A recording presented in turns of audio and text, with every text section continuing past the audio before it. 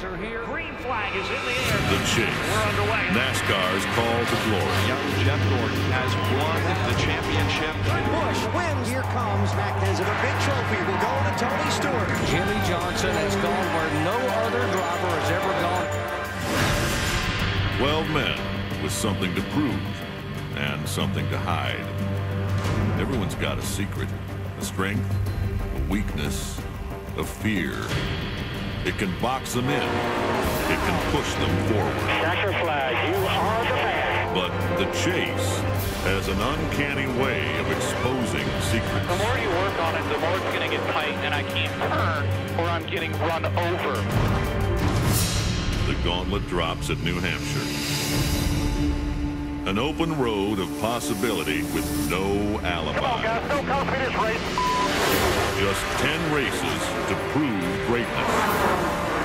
It takes iron will to become a champion. To be aggressive in the face of danger defies logic. Air 4 wide. Holy cow. Because the very nature of NASCAR is chaos, and the choices made in its wake will separate the pack. Do you retreat with a fool's promise that next time will be different? That man wants to win a race. Or do you empty the tank of uncertainty and cut it loose? Tony Stewart is back in the win column. The secrets unravel on race day as 12 men walk the line and chase the cup. Hell yeah, that's what I'm talking about, boys. 10 races to prove greatness, and the line those 12 drivers will walk begins at the Magic Mile as ESPN brings you live coverage of the Sylvania 300 from the New Hampshire Motor Speedway in Loudon, New Hampshire. It's all about the numbers today. 43 drivers for 300 laps, 12 of those drivers chasing one championship trophy. And where those chasers are concerned, the law of averages is king. A bad finish, 25th or worse, hurts your championship in a big way. Only once in 6 years has the eventual champion finished outside the top 10 in this opening chase race. And in this most wide open of chase fields, which driver can make the early statement? Can one of those who made the chase but have yet to win this year fire the opening salvo? Or will NASCAR's reigning king, who's been called vulnerable by his competitors, put a stop to that chatter with yet another clutch chase performance? Let's go trackside and start them up. Now, ladies and gentlemen, please direct your attention to the start-finish line and welcome today's Grand Marshal, Vice President of Industrial and Commercial Lighting for Sylvania, Mr. Mark Corcoran, as he delivers the most famous words in motorsports. Hey, New Hampshire. What's up, New England? On behalf of Sylvania Lighting Products and all the NASCAR fans in the U.S., gentlemen, start your engines! Very well, gang, very well. Hard up, hard up, hard up, get hard up, hard up. Range course. Just for two, yep.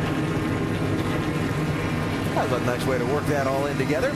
So the field fired up and getting ready to roll off. And as they get ready to roll off, a look at the race within the race. The 12 drivers chasing the championship. Now they're in the chase because they run up front more than most. And this track certainly holds true on that account. 10 of the 12 chase drivers have scored a win at this New Hampshire track. Who will it be getting first to the checkered flag today? Well, let's begin to find out. For the call of the race, we go upstairs to 2001 New Hampshire race winner Dale Jarrett with champion crew chief Andy Petrie and Marty Reed. Marty? All right, thank you, Alan. Hello again, everybody. You know, if this was the last race of the chase at Homestead, Miami, we'd be saying, hey, it's just go for broke. But this is the first race, so the big question is risk versus reward. Well, Marty, all these teams came here with the mind of winning this race. Most of them brought brand new race cars, and their programs are just now coming together for this chase. They're going to do everything they can to win, but it would be a mistake today if they go out there and try to throw it all away to try to get just one win.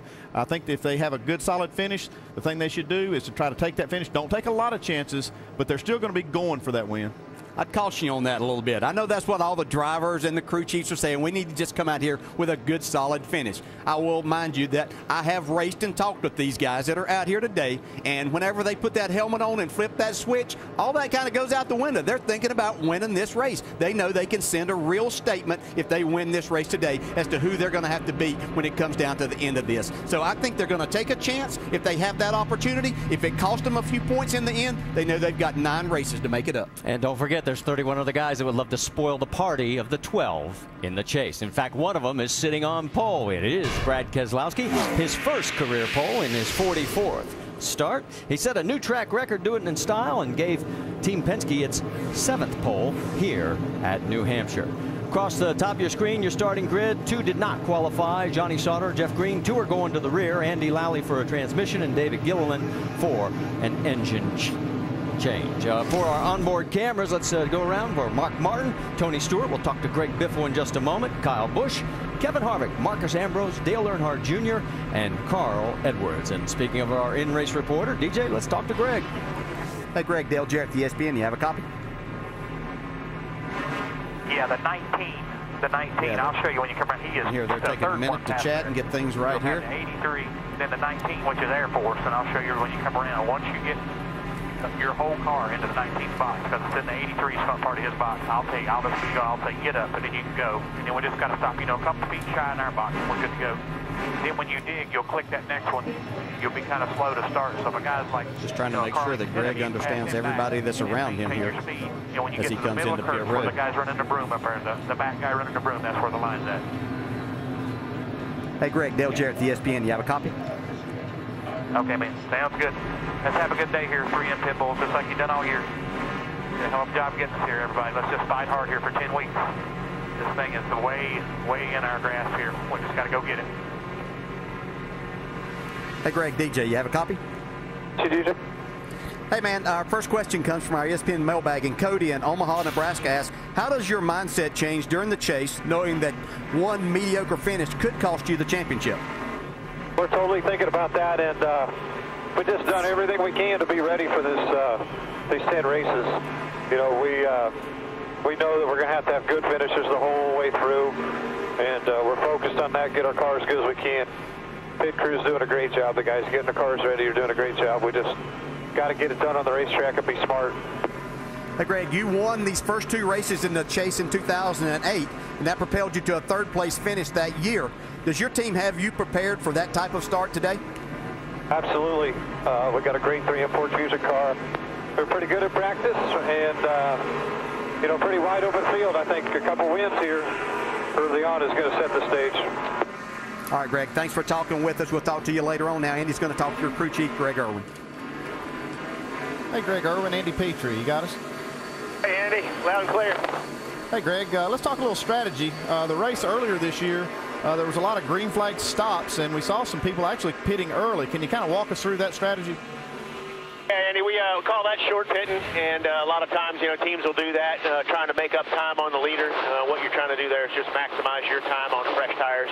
At some racetracks, it can be, half a second, maybe 3/4 of a second a lap for 5 or 10 laps.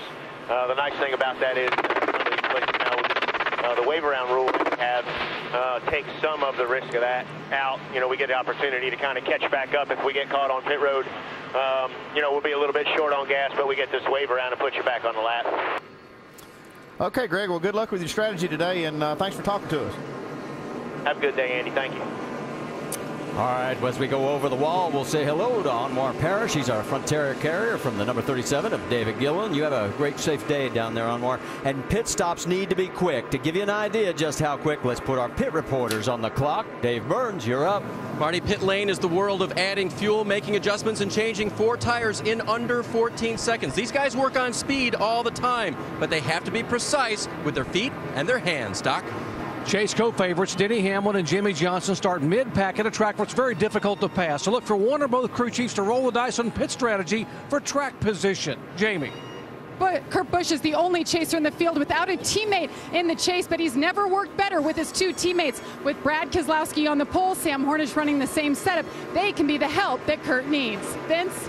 He's won at Daytona and the Brickyard. Can he be a chase spoiler too? Jamie McMurray has been among the fastest this weekend, and his team says they'll take chances to continue their trend of big wins. Marty?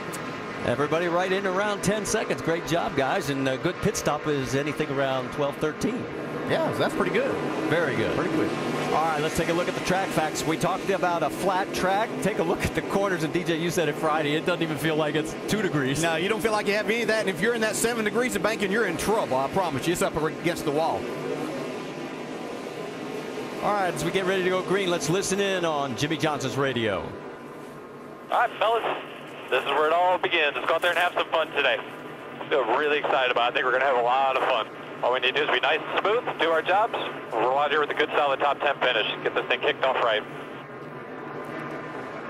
So words of advice from Chad Knaus as they are ready to go. Jimmy Johnson only has 2 wins when starting 21st or worse. He's got his work cut out for him today, starting back in the 25th position. Had a fast car in practice and really worked hard on it. And Jimmy drove the car extremely hard in practice. Watch how he practiced the car, and looked like it was pretty good. Yeah, something tells me Chad can say that, but he's not going to be happy with just a top 10 finish. No. They want to win today. All right, lights are out on the pace car. It's going to be coming around turn 4 and pulling down onto pit road. Get ready, because the first race of the 2010 chase for the Sprint Cup Championship right here at New Hampshire Motor Speedway, the Sylvania 300 is green.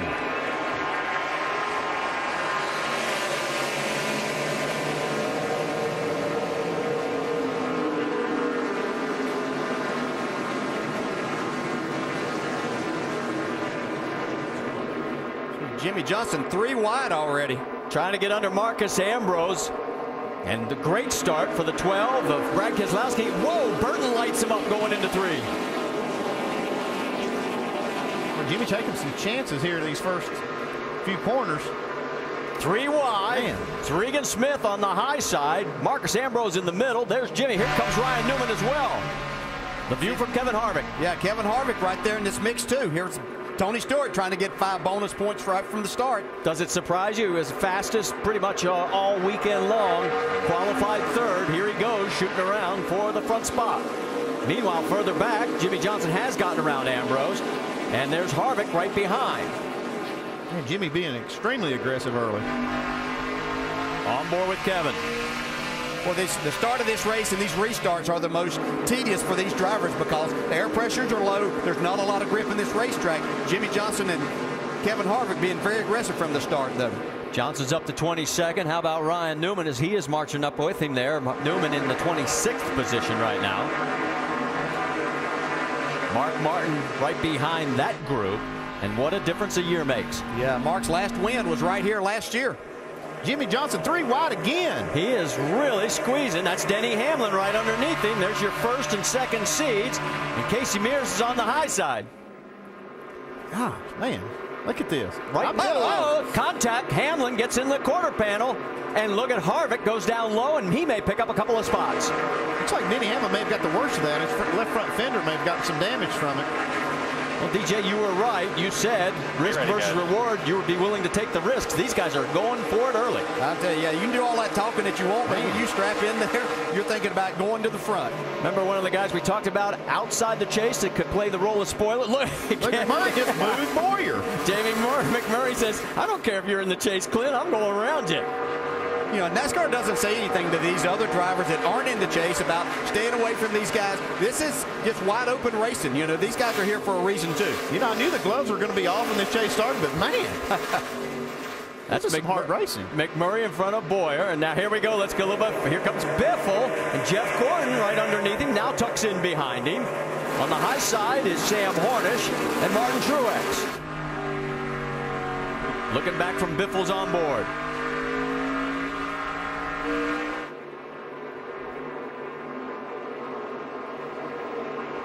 A little bit further back. Yeah, you see Denny Hamlin getting a good run now. Getting right back to Jimmy Johnson. Johnson's up to 19. Oh, yeah, there it is. I thought I saw that coming. Hamlin. Elliott Sadler to the inside. They're 3 wide again. Elliott has the preferred line going down into turn number 1. Who's going to give? Nobody's giving. Here we go. Sadler backs off just a little bit. Here comes Harvick going to try and squeeze through and follow the 11.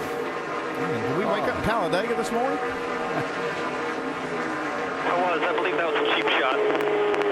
I understand, but we don't need to be going 3 wide just yet either. I agree.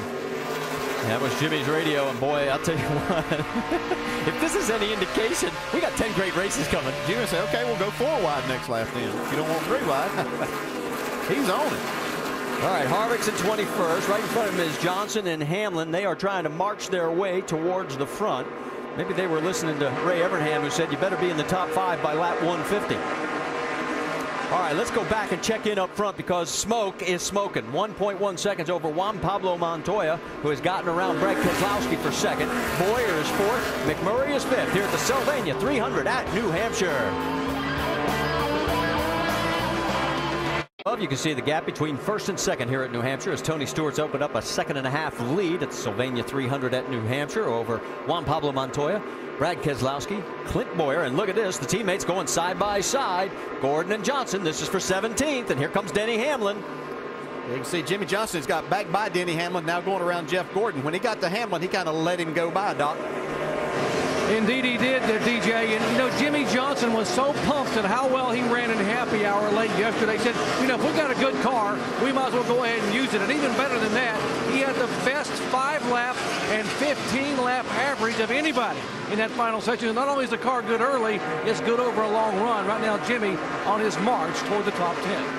And you know, Doc, I watched that 18, and he seemed, I mean, the 48, he seemed to be driving that car extremely hard in practice. I mean, he was like trying to run the tires off of it, and was still the fastest in those 15-lap runs. Well, the Busch brothers running nose to tail right now. Kyle in front of Kurt, 8th and 9th on the screen.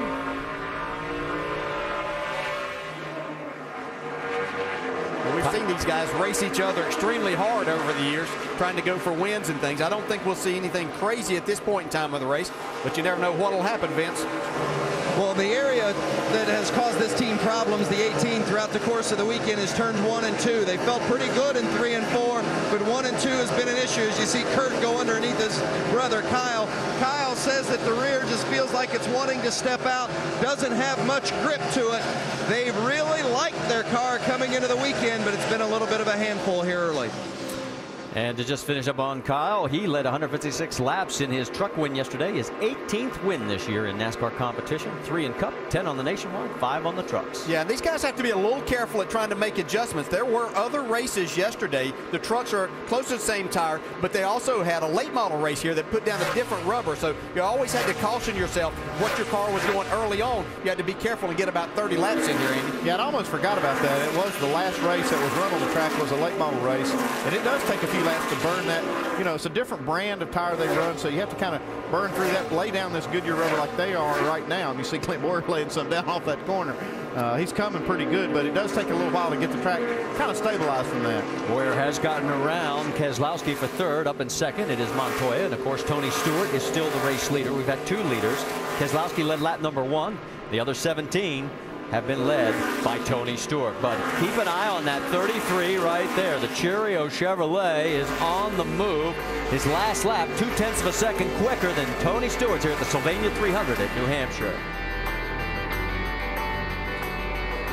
To check out Goodyear Support Our Troops program, and there you can send a thank you message from a NASCAR driver. You can enter to win a chance on a 2011 Ford Taurus or other great prizes. And we're keeping our eyes on the battle for 2nd place. There's Tony Stewart right in the middle of your screen from high above, but there comes 2nd and 3rd, Juan Pablo Montoya, and here comes Clint Boyer.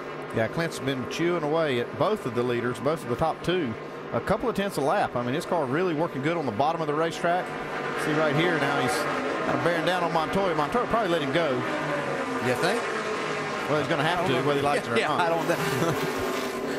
Montoya's always wanted to race pretty hard, but you can see he does give that spot away. When a guy runs you down from about a half a straightaway back. Whoa!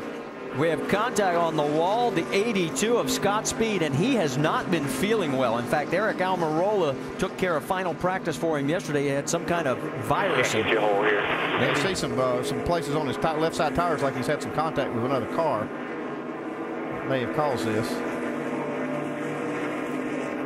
So not only did he feel poorly coming into the race, he feels really bad right now. Yeah, that's too bad. Awful early. Our first caution comes out on lap number 26. Let's go back and take a look, see if we can see what happened. Oh, he got help. It's like Bobby Labonte may have helped him around just a little bit. He got that damage as the car went by him then. It's like he might have got just into the right door and around into the inside wall. So a tough break for Scott, and there you see he is out of the car. He's okay. But his race is over. They had Eric Almirola standing by in case they needed him. They won't, unfortunately. Here we go. First round of pit stops. Tony Stewart brings him down pit road. And let's send it to Vince. Tony Stewart likes his car so far. He says it's got good forward bite. They're going to give him 4 fresh tires, make a slight air pressure adjustment for the leader, Tony Stewart. Now, the 33 car of Clint Boyer has been good as well. He says it takes off a little bit loose, but it comes in. They're going to go with 2 tires on the 33, Jamie. And your pole sitter, Brad Keselowski, #1 pit box for him. He's saying he just has no side bite. Right side tires is the call. He's down and away. Let's see how he hangs in there, Marty. Oh, yes, the Longhorn Steakhouse race off pit road. Clint Boyer picks up a spot. McMurray picks up 3. Look at Jimmy Johnson taking 2 tires. His crew picks up 6 spots, puts him in the top 10. Woof, that is huge. So the first round of pit stops, we told you, you got to be quick. These guys were quick and good. Ready to go back to green flag racing here at New Hampshire after 28 laps. Our first caution for the Scott Speed incident in the front straightaway. Clint Boyer will be your race leader with McMurray second, Keselowski third, Edwards fourth, and because of a 4-tire change, Tony Stewart finds himself all the way back in 18th position. Pace car pulls off. Let you know Jimmy Johnson has picked up 10 spots on the track himself, 5 courtesy or 6 courtesy of his pit crew, and we're back under green.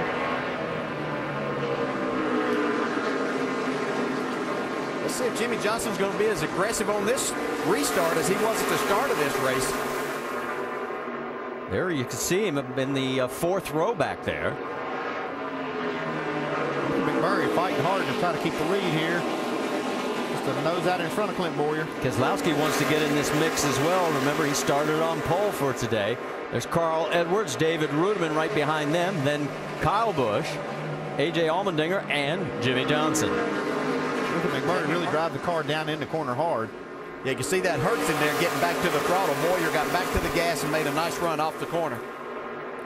Here comes McMurray back. He's got the inside line, heading down into 3. Can he make it stick this time? Jamie McMurray's trying to continue a fantastic season he's had so far. A couple of big wins at Daytona 500, Brickyard 400. 2 good non-chase racers right there with Brad Keselowski and David Rudiman. As we said, 6 of the top 10 qualifiers were not in the chase. And here we go on more with Carl Edwards. Well, we see all these cars up front that took 2 tires. And if you're not one of the cars that took 4 tires, it's going to take some patience right now to be able to have a car that you can compete with later because they're way back in traffic. You see Tony Stewart now trying to fight his way back up. Yeah, and as a driver, you really just have to, as you said, Andy, be extremely patient here because here you were pretty much running away from the field, and now you're mired back in traffic. But here's what's going to happen. If we run another 25 or 30 lap segment, you'll see the cars that took 2 take 4. There'll be an opportunity for Tony Stewart, Jeff Burke, some of the cars that took 4 tires to take 2 tires and kind of reverse the roles on all these guys. So just takes a lot of patience. Let's go a little farther forward. A.J. Allmendinger feeling a little racy on Kyle Busch. That is for 6th, and right behind him, the ever-present Jimmy Johnson. And A.J.'s able to make that pass. He's had some really good runs here lately. This team's really starting to come around. That moves A.J. up into the 6th spot. Allmendinger started this race in the 6th position. Split screen for you. And you can see Denny Hamlin along with Jeff Gordon on the left. On the right side, you've got Kyle Busch and Jimmy going after it for 7th. See, right there's where Kyle's struggling just a little bit with his cars. Right in the center of the corner, Jimmy was able to get back to the throttle a little bit quicker, and that's going to put him in front of Kyle Busch now. McMurray still all over the back bumper of the 33 of Clint Boyer. You know, Boyer started the chase last in 2007, came here and won the race, and he led 222 of the 300 laps in that event. So, deja vu, perhaps. All over again? Okay, Yogi. Yeah, we watched Clint here, and his car didn't seem to be the best whenever the race started on fresh tires, but as they went on, his car seemed to be a lot better. Top of the screen, guys, I just saw Kyle Busch. He tapped the wall as he came out of 4. Don't know if there was any serious damage on the 18. We'll have to keep an eye on him. Another guy that we've sort of been wondering about is, where's Kevin Harvick? Way back there. Man, he is way back. Harvick in 27th position right now, and normally his trademark has been, yeah, I'll start deep in the field, but I'll be moving forward. What's going on, Dave? That'll be a little later, Marty, because right now he is really angry that they didn't take just 2 tires. They took 4. They made an air pressure adjustment to help a car that was mostly tight in the center, a little loose up, but right now he's a little hot under the collar because he's got to deal with all that traffic. Well, as DJ, you pointed out, he may be thankful a little bit later. Let's listen on the radio. The same cars we already passed, and a few that we didn't already pass. Yeah, really frustrating as a driver. You get in that position, and the problem with it now, you say, well, maybe they can make that up later. Well, the surprise is gone now. Who's going to get 2 and who's going to get 4? So it's going to make it more difficult. Right there you see David Reagan in the 6 with Juan Pablo Montoya. A couple of chasers behind him with Kurt Busch and Jeff Gordon. Whoa, and they almost touched. Busch going to go to the high side now. That is from 13th on back. I'm looking at the lap times, too, from Clint Boyer. He's on 2 tires, and some of the cars up front, they're real close to what they were running early in the race when they had 4 fresh tires. So looks like it's a really good move to just take 2 tires. If this is going to show up that they're going to slow down, it's going to be probably after about 25 to 30 laps. Then we may see a drop-off. We'll have to really keep an eye on that. Carl Edwards on the right side trying to get 4th place away from David Rudiman. You saw Gordon get around Kurt Busch to take over the 15th spot, but here comes Kurt looking for an edge on the inside. You know, we've all been asked all week long, can you win this chase and win the championship without winning a race for the entire year? And we're looking at 2 guys that haven't won. There's Jeff Gordon on the left, and there was Carl Edwards, but neither one of these guys have won. But yes, they could possibly win this championship without. Oh no, a crash with the 47 of Ambrose and the 98 of Paul Menard. Caution now, caution. Second caution on lap number 40 here at New Hampshire Motor Speedway. It's like both of these cars escaped real damage. Spun out there, maybe some contact between them. They were running for 18th position on the track at the time of the contact. There is no one lap down, so there'll be no lucky dog. We do have 3 cars that have gone behind the wall. We'll update you on that. McDowell, Castle, and of course Scott Speed. We got a little bit of tire damage. See the tire mark on the 47. Let's go back, take another look. Ambrose diving in the corner. Gets a little bit loose down on that very bottom. There is no banking down there. Yeah, and Paul, this is typically what you'll see at Loudon. Yeah, Paul didn't give him a lot of room either, and that's nice move. Nice move by Mark Martin to avoid this. Watch this from on board. Quick, let's go up high. And of course, Ambrose coming off his best finish on an oval just last week at Richmond, where he came home in 5th. He's going to have a lot of work cut out for him now. Some interesting strategies going on from 21st on back as we're here at the Sylvania 300. And make sure to go to NASCAR.com for all your latest NASCAR information. 21st on back from Kurt Busch, Jeff Burton, Jeff Gordon, Matt Kenseth, Joey Logano, Mark Martin, Elliott Sadler, guys like that. They all pitted here, and our leaders stayed out. Boyer, McMurray, Keselowski, Rudiman, and Edwards. They're just setting themselves up for a later caution where they can stay out when these leaders pit. So not a bad move from those cars back in the pack. Green flag flies again. Here we go. Jamie McMurray just beat Clint Boyer to the line right there, which you can't do. Boyer was the leader of the race. We'll have to see about that. Let's update you on one person. Scott Speed has been treated and released from the medical center. And the battle for up front continues between McMurray and Boyer. Checking also, remember last time we checked in on Kevin Harvick, you'll notice at the top of the screen, he's running right now in the 18th position. So he's picked up a few spots, courtesy of a lot of those guys that decided to pit. Like Murray just overdrove turn 1 enough for Clint Boyer to sneak underneath. Whoa. You see Jimmy a little sideways on the exit of turn 2 there. It's Allmendinger, Johnson, Biffle, Kyle Busch from 6th on back. 3 wide going into turn 3. Leads on the right side, pretty much straight line, but Biffle's got his hands full trying to get underneath Kyle Busch.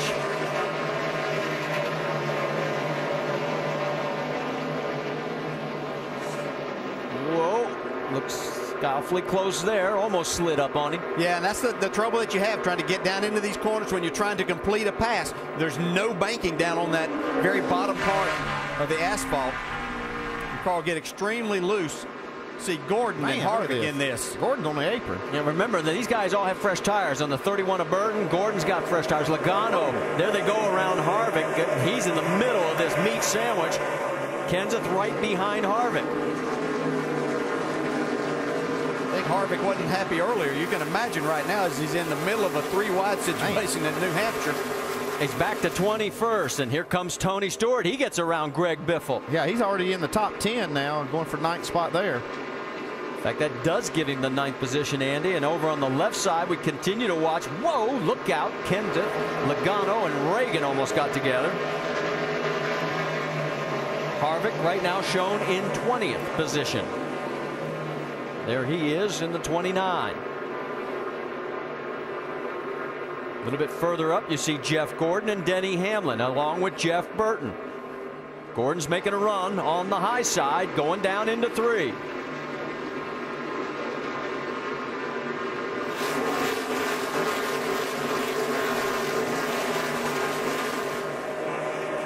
Side by side, neither one wants to give.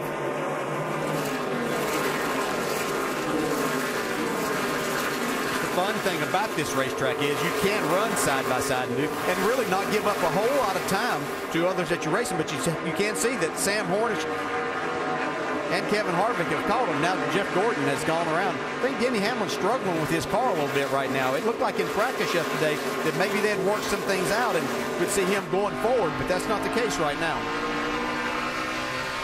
On board with Harvick. Now we look from high above and you get an idea as Kenseth is trying to get underneath him on the apron, sliding up. Going to be a little contact. They know how to work it out, though. We saw Kevin Harvick and Kyle Busch do that in the trucks yesterday, just lap after lap.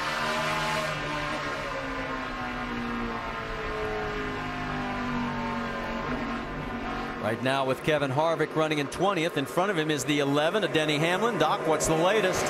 Well, we heard DJ say that Denny Hamlin is not making the progress he wanted to make, and that's exactly right. He just told Mike Ford a moment ago, Mike, it's taking so long for this right rear tire to come in, and in spite of the track bar change, the car is still very, very loose off. Just can't really get in the throttle under power coming off the corner. As you finish up on the right side of your screen, you see Kurt Busch, Greg Biffle, Jeff Burton, all of them going for the same spot. Yeah, Kurt Busch, one of those drivers that came in under that last caution, got right side tires. Looks like it's working pretty well for him so far. Jeff Burton, another one of those. On board with Biffle.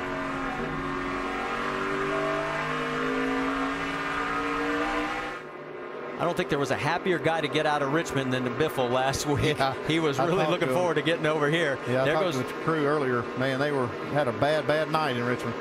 Jeff Gordon, let's catch up on him. He has gotten around Martin Truex for 16th on the track. And he is, to give you an idea, 8 seconds now behind the race lead. And there is what it looks like from one side of the track to the other. Here at the Sylvania 300 in New Hampshire after 52 laps. Clint Boyer has led 22 of them.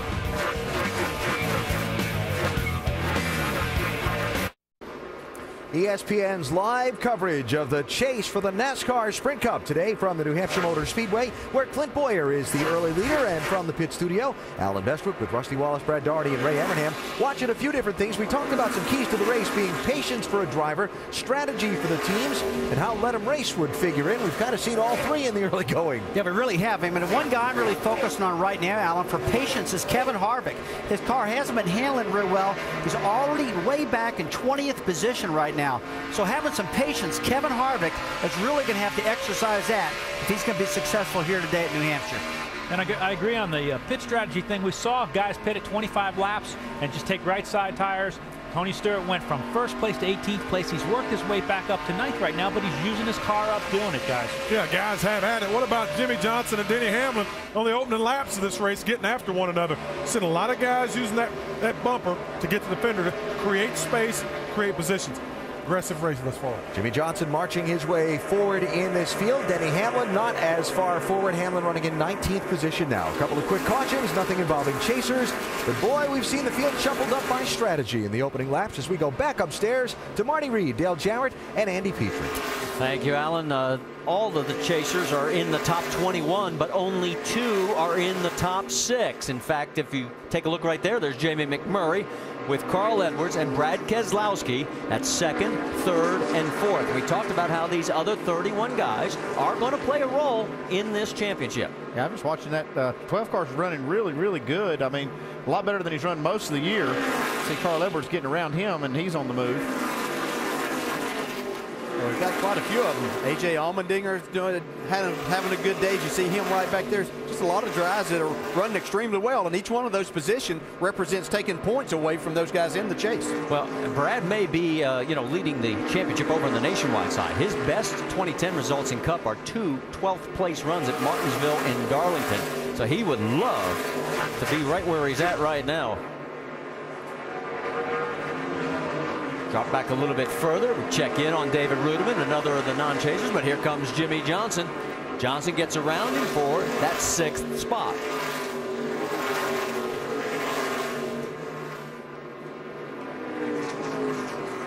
Jimmy Johnson still on those original left side tires.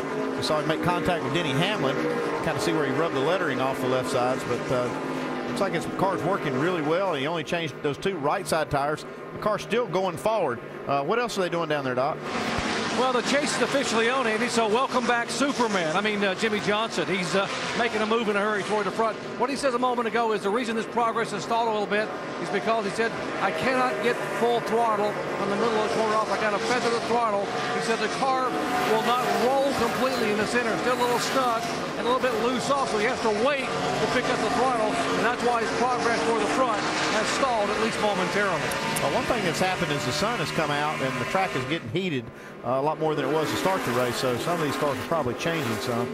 And as we watch Carl Edwards get around Jimmy McMurray, remember this, Carl has scored the most points in the last 10 races. He's had 8 top 10s, average finish of 7.5, but no wins. But I remember you talking Friday about you've got to average about 8.0 if you want to win this championship. Yeah, that was just my idea of it, and Carl Edwards is one of those that can definitely do that. They've kind of been off at the beginning of the year. We were really questioning where the Roush Fenway group could even be in the chase, and they've kind of righted the ship, and Carl Edwards has his car up to 2nd. He hasn't won here at New Hampshire, but you certainly wouldn't notice it by watching him drive today. You saw the gap between first place Boyer to Edwards. It's now 3.5 seconds. Let's get the latest from pit road. Jamie Little. Well, you guys talk about the numbers here for Carl Edwards. He's finished 12th or worse 7 of the last 8 races. Yesterday after happy hour, he said, I'm going to stay in the garage and work on a plan to make this car better. Well, Bob Osborne, his crew chief, went to work this morning, said he needs to set this car up to be better on longer runs. And guys, so far today, it's working. Thank you, Jamie. As you can see, he is pulled away from Jimmy McMurray, but there is the gap. Off in the distance, 3.5 seconds is Clint Boyer. Jimmy Johnson right now in the 6th position, and I know some people love to see this. Others say wait till the end of the race, but it just gives you something to think about as Jimmy says, hey guys, don't count me out of this championship. Now, who does he think his biggest threat is to stop the drive for 5? Me. I am the biggest threat to win the championship, and I'm going down fighting, thinking that all the way through. The chase is a weird deal. I mean, it's difficult 10 races. The pressure put on all the teams is more than anyone can describe, and we all react differently to it. And over the last 4 years, obviously we've done the best job of that. I know we can do it. I know our team is capable of it. Well, his last win was June, just 10 races ago here, and that's the confidence factor that winning championships brings, isn't it? Yeah, it really is. And, you have to have that. You have to believe in your abilities, and you have to believe in your team, and Jimmy Johnson has both of those. Yeah, if you watch Countdown, you saw that intangible line that we put in our picks. And that's why I put Jimmy at 10, because that's one of those intangibles, that confidence factor. Let's talk a little bit about Dale Earnhardt Jr. because Jr. is moving up, folks. If you are a member of Junior Nation, he's into the top 10, and here's how he did it getting around Kyle Busch. He gets a nice little run here. You have to be careful not to slide up off of these corners. There's not much banking, but it really flattens out when you get to the straightaway. See how he completes this pass. Wow, drives are hard in the corner. His winless streak at 83, and boy, would this be a shot in an arm for his team to have a great run today. He is so far the biggest mover, up 23 spots, up to the 9th position in the top 10. Let's check in with Clint Boyer as he's got 2 lap vehicles in front of him. He gets around Andy Lowley and also the 34 of Tony Raines, so he's safely through. After 70 of the 300 laps, Clint Boyer now has led 40 of them, with Tony Stewart right behind at 24 laps led here at New Hampshire. Boyer continues to lead the Sylvania 300 race 1 in the chase for the Sprint Cup from the New Hampshire Motor Speedway, a quarter of the way through today's race. Boyer's advantage is a whopping 4 seconds on second place, Carl Edwards. Jimmy Johnson has been one of the stories of this race as well. Johnson started back in 25th position, charged his way forward, a little strategy, a little aggressive driving, and a pretty good race car. And Jimmy is up into the number 6 position at a quarter distance through this race. Jimmy we focus on in our Gillette Pro Glide profile. The first 5 races of the 10 that make up the championship compared to the last 5, I guess you'd say summing up in Jimmy's previous championship seasons, he's been a good closer. 4 wins in the first 5 chase races compared to 8 in the last 5. Johnson on the march today here in New Hampshire. So at quarter distance, let's take you up to speed and find out what's going on with some of the front runners. How about the leader, Vince? Well, it's been a pretty good day for Clint Boyer so far, and they were optimistic coming into this track, although their average finish here is just about 18th, which is the worst of all chasers. They said they've had much better cars. They just really haven't gotten the results to go with those good, fast race cars. Well, they're certainly off on a good start today. Very few complaints from Clint Boyer, although he says he has to be a little ginger when he gets back on the throttle. It's a little free. Jamie? And behind him, Carl Edwards sounding very optimistic on the radio. He says the car is very neutral now. It's very good. However, he is keeping an eye on the water temperature. It's up to about 210 right now and says it sprays a little bit as he gets in the corner. We'll keep our eye on that, Vince. Running in third is Jamie McMurray. They raced the same car here in the spring, and it wasn't very good. In fact, it hasn't been very good just about anywhere they've run it until this weekend, according to crew chief Bono Mannion. But they hit upon something with their setup here, and the car has been among the top 5 fastest all weekend long. Jamie says the drive off is good, but the car goes away from him a little bit on the long run. Jamie? You see A.J. Allmendinger just get around him there in the 43, picking up where he left off last week. Very impressive run. He finished 8th at Richmond. This team and A.J. are gaining a lot of confidence together in their ability. This is the first time, whoa, and he almost gets the wall there. First time in this race car, just lacking a little grip as you saw him get it loose there, Doc. And now up to 5th position is Jimmy Johnson. And Jimmy Johnson and crew chief Chad Knaus both know that the last 5 Cup winners at this racetrack did not leave their first lap until after lap 100, including Jimmy Johnson back here in June. So right now the word from Chad Knaus to Jimmy is patience. Jamie. And Brett Keselowski, who was your pole sitter, is slowly slipping back but doing a great job of keeping it in the top 5. He said the pole was the spark this team needed. Now their goal is just to run in the top 10 the entire race and prove they are capable of being a front runner. Dave? You know, this weekend must look a lot similar to Dale Earnhardt Jr. as June. He started 31st, raced his way all the way up into the top 10. Well, that's where he is now. In their first pit stop, they took 4 tires. Last time they stayed out, he restarted 16th and has driven his way all the way up to, I think it's 8th now, Vince. Well, and Tony Stewart led 24 laps early in the race. Then they came in on their first stop and took 4 tires, fell all the way back to 18th. Stewart has used that fresh rubber to work his way back up into the top 10. This team has 11 top 10 finishes in the last 15 races. They've gained 8 positions in the point standings. One of the main reasons people believe this is the team to beat in the chase, the 14, Tony Stewart. Dave? David Ruderman has lost a couple positions lately on this run because the car has been loose off, but their weekend is he's now going to get another position taken by Kurt Busch. Ruderman started 7th after having a great run in qualifying. They just have stayed up near that. They took 2 on their first stop and stayed out on the last stop, Jamie.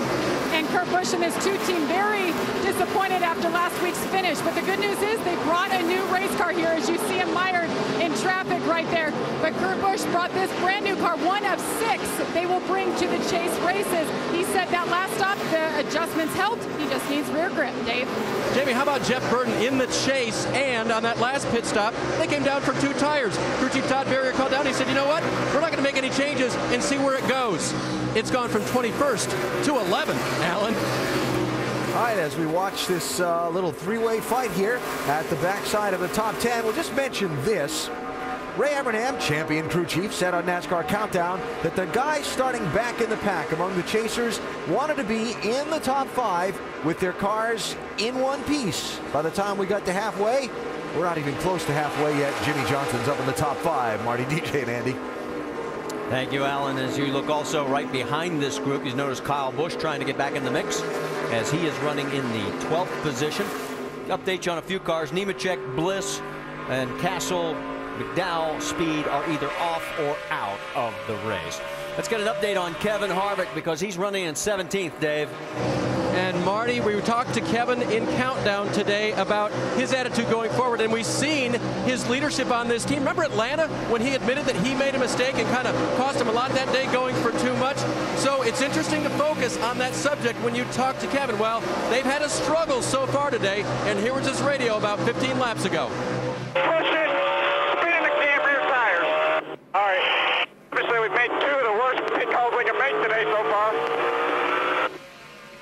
During this run, it has been pushing and spinning the rear tires, as you heard him say. It's really hard to handle. He has sort of solidified his position, though. Isn't going back anymore, but he's not happy where he's sitting right now. We'll see if he can recover some of that attitude.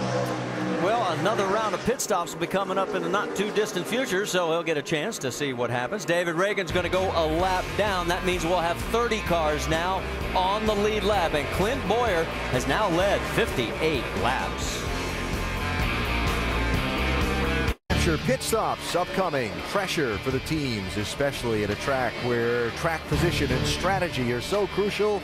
Crew chiefs want to do with that next strategy call when it has to be made shortly. We continue under green as we approach the lap 100 mark and the 1/3 point of this NASCAR Sprint Cup Series opening chase race for 2010. From the pit studio with Rusty Wallace, Brad Daugherty, Ray Abraham, and kind of chiming in with Andy Petrie, Dale Jarrett, Tim Brewer from the Craftsman Tech Garage as well to talk a little strategy. We've seen some strategy in this race today. Let's talk about, first of all, the race leader. Does he dictate what's going to happen here, Ray? Well, he can. Some guys are going to try and short pit, but you know, to me, the way to win this race, and we won it here before, by doing this, you take 4 tires under green, period. You know, and if you have less than 40 laps on your left side tires, you go ahead and you put 2 tires on. More than 40 laps, you put 4 tires on. Period. That's the formula to win here. What do you think, Andy? Well, we see Montoya here taking tires. He's going to take 4 tires, and the reason they do that, Alan, is because it takes about that amount of time to put all the gas in it. And you see they've run a full load of fuel out. I think the only strategy in play right now is when to make that pit stop. Like Ray said, see who's going to short pit. And maybe it is Boyer who does start that, but it can be somebody else back in the pack that comes in early and gets everybody else coming in, just like Montoya did. Tell you what, if the caution flag does come out and Boyer's sitting out leading this race, it's been almost 100 laps right now on his left side tire. So whether he wants it or not under a caution, Ray, I'm thinking he's going to have to put 4 tires on this car, even if it's a caution flag coming out. Yeah, here comes the one car. He's pitting also. But right, when you run out that much fuel, like Andy says, you automatically do 4. But I've also found that you lose less spots by doing 4 here under caution, or you know, by doing 4 under green than you do by doing 4 under caution. Yeah, but Ray Brewer, if I'm sitting here watching my car right now, just like Kevin Harvick, if you fix the entry to the corner, meaning taking some wedge out, change that car around, you're going to fix the center of the corner. The car is going to have a better line off the corner. You're not going to be as loose off the corner. All right, so the cycle has begun, Marty. Now the question is, when does Boyer bring that 33 car with a big lead in? And we'll wait to find out with you, Alan, and everybody else at home. Joey Logano is in. Also, here comes Brad Keselowski. The 14 of Tony Stewart is in. Vince. The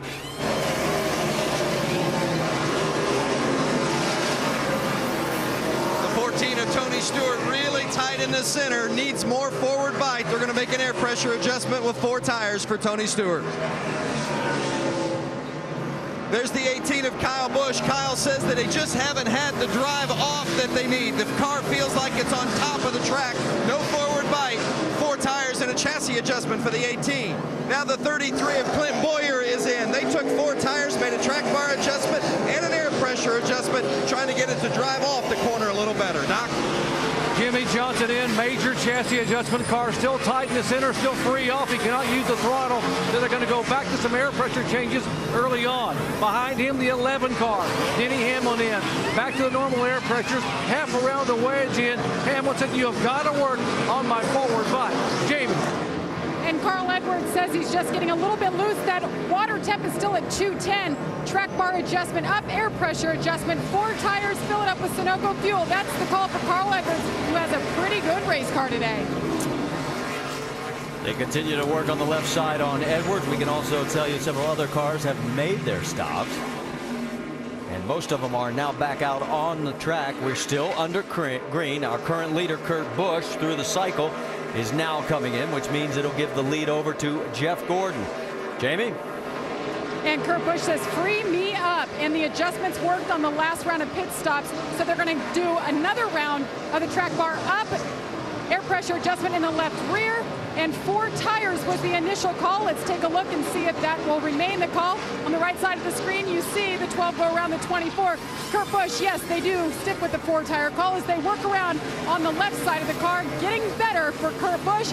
And there is Jeff Gordon, who came on down pit road. Now his car is loose in clean air. He said, guys, I just need a little bit of help. He's good actually in traffic, but the goal of this team was to keep him freed up enough so he didn't get tight at the end of the run, and that is what got him last time here in the spring. So far it's working. They're just talking to their driver saying, be patient. 4-tire stop here for Jeff Gordon. No ratchet in the back, no chassis adjustments. Fill it up with Sunoco fuel. One of the best pit crews on pit road, 14.9 seconds. Let's go over to Vince Welch. Well, the 5-car of Mark Martin is, of course, been a huge disappointment not making the chase this season. Their major complaint, the car just hasn't been fast enough. They feel like it's had good balance, but they haven't had the speed.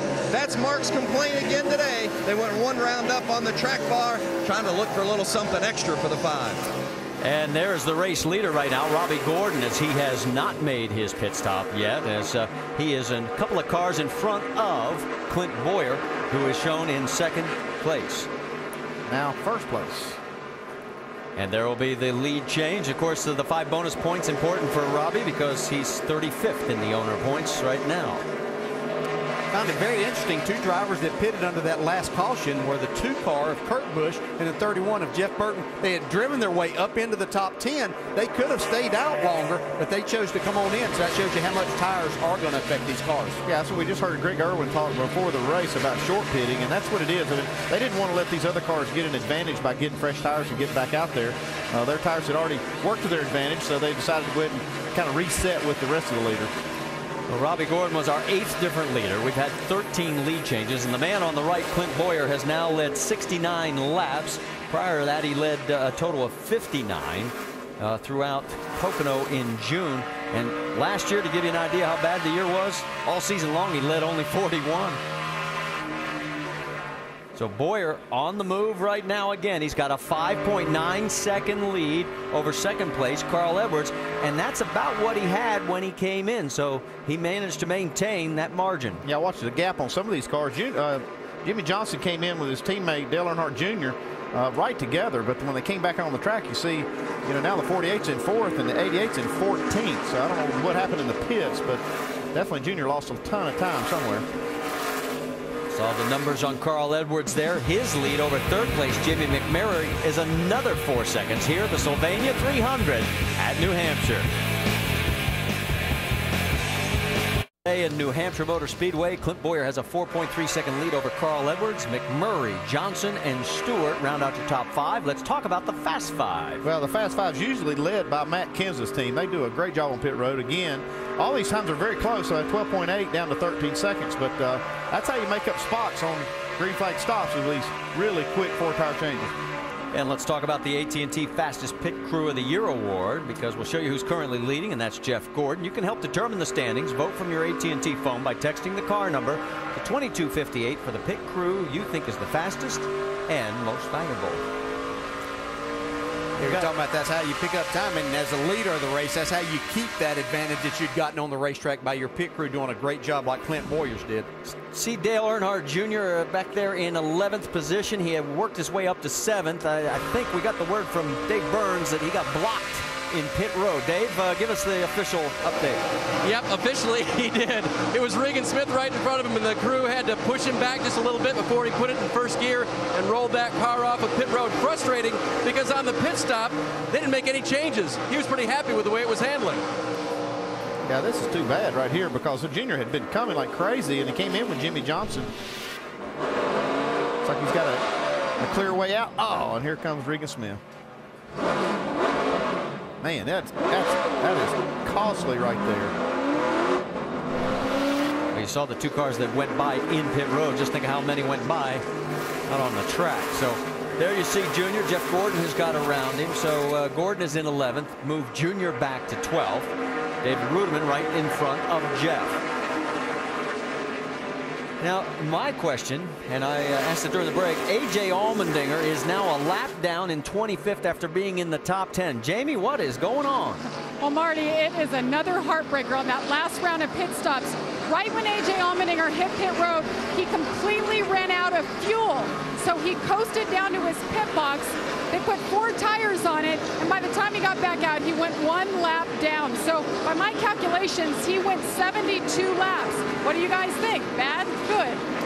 Well, that's all they can go. I mean, that's a little short of what some teams say they can go, a few laps, but maybe they didn't get it full the time before. That was definitely a costly mistake, though. One follow-up for that entire Richard Petty Motorsports team. New Hampshire Motor Speedway and the team donated 250 tickets to the employees back at the Hartford distributorship hit by that recent tragedy where a number of employees were killed.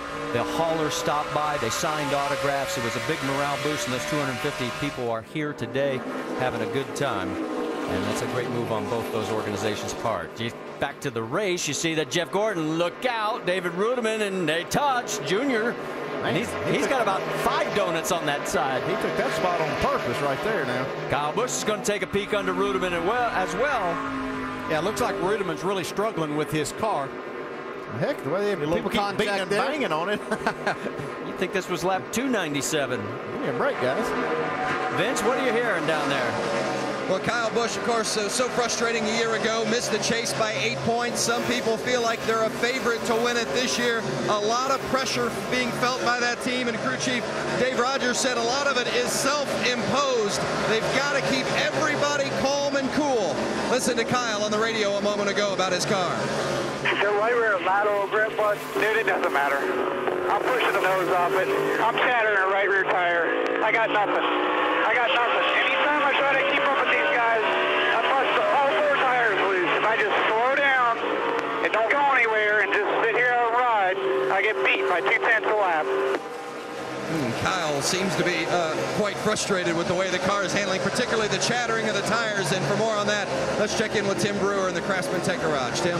Thanks, Vince. He's in a bad situation, but still yet, well, like we were talking a while ago, when you go down that corner, you got a lot of steering input into it. The car doesn't turn. You get in the gas, it's loose off. What you need to do is adjust the weight balance in the car. But to get that right rear tire back in the racetrack, maybe you can take a little bit of air pressure out of this right rear tire and get it to hook up.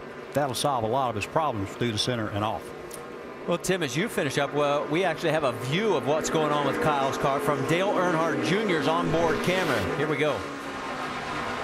Well, let's watch Kyle Busch's car. You heard what he was talking about. He's chattering the right rear. Man, that could be considered loose right there. That's a. And Kyle, I felt like this was a very important race for Kyle Busch. This hasn't been one of his better racetracks. I think starting next week at Dover, yeah, he has a great chance of going there, but they need to have a solid top 15 here at the very worst. Right side of your screen is Clint Boyer, a 4.4-second lead. He's putting the Sam Hornish a lap down. Hornish running in 22nd position.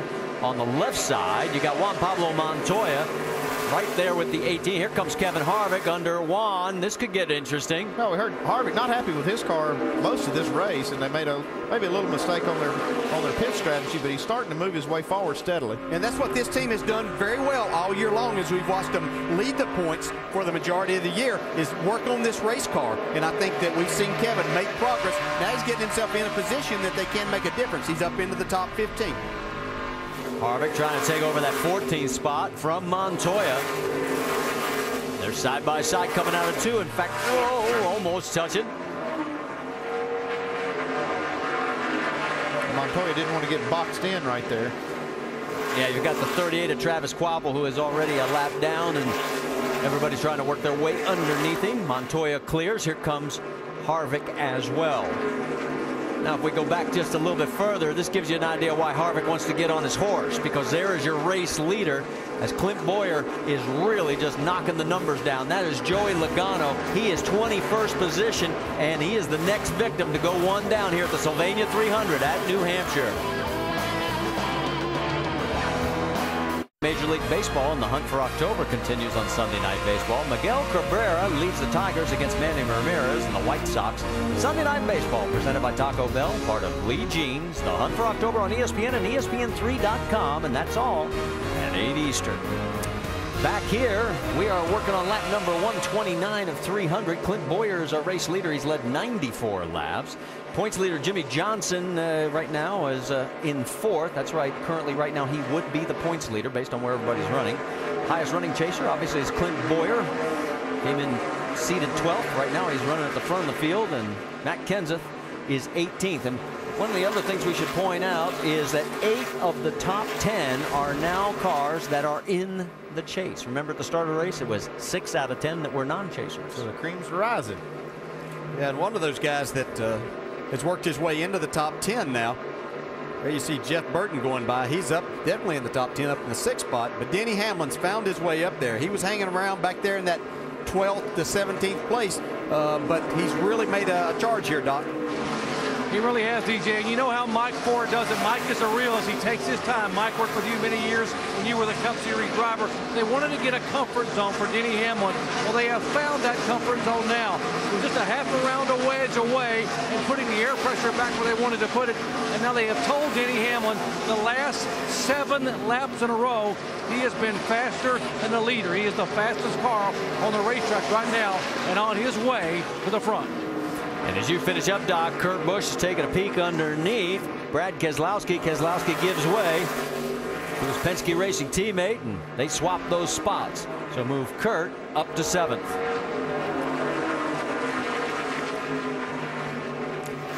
You know, we mentioned the fact teammates and how sometimes they can play a role.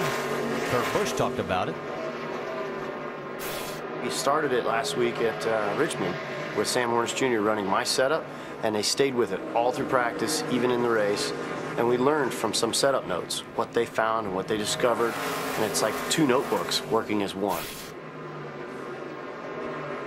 Of course, he is the lone Dodge representative in the chase and the lone member of Team Penske in the chase. So he's getting ready to go around Reed Sorensen. Let's update you also on the 82. Scott Speed is back in the car. He is back out on track, 85 laps down. We have a total of 6 other cars out of the race officially. Mears, Bobby Labonte, Nemechek, Bliss, Castle, and McDowell. Okay, Dale Earnhardt Jr.'s got something today working for him. This car is really going. They did have a little problem in the pits when they got blocked in, but man, he has made up some spots since then, and he's rolling to the front. 3 Hendrick Motorsports cars in the top 11. You're looking at 10th and 11th place on your screen. Jimmie Johnson running in the 4th position. Mark Martin back in 24th. More from Jamie on the 88. And Jeff Gordon has been saying how loose he is all day. They took a spring rubber out of the right rear to try to help that situation. But after that pit stop, he said, I am so loose, I can't even get on the gas. So watch for the 88, his teammate Dale Earnhardt Jr. to take advantage of a very loose 24 car. Dave? I mean, that 88 car is pretty much on target with what Lance McGrew told me this morning. He said we've never had any of that tight center all weekend long, and we needed just a little bit of drive off throughout practice. He said they didn't make any changes to the race car to start today off, and other than the problems they've had on pit road twice now, different situations, the car has been fast. Talk about that Jeff Gordon situation. Sometimes you take a rubber out of there, it actually make you looser. The car will roll over a little bit more and give you that feel. And sometimes that seems like the right thing to do, but it doesn't always work.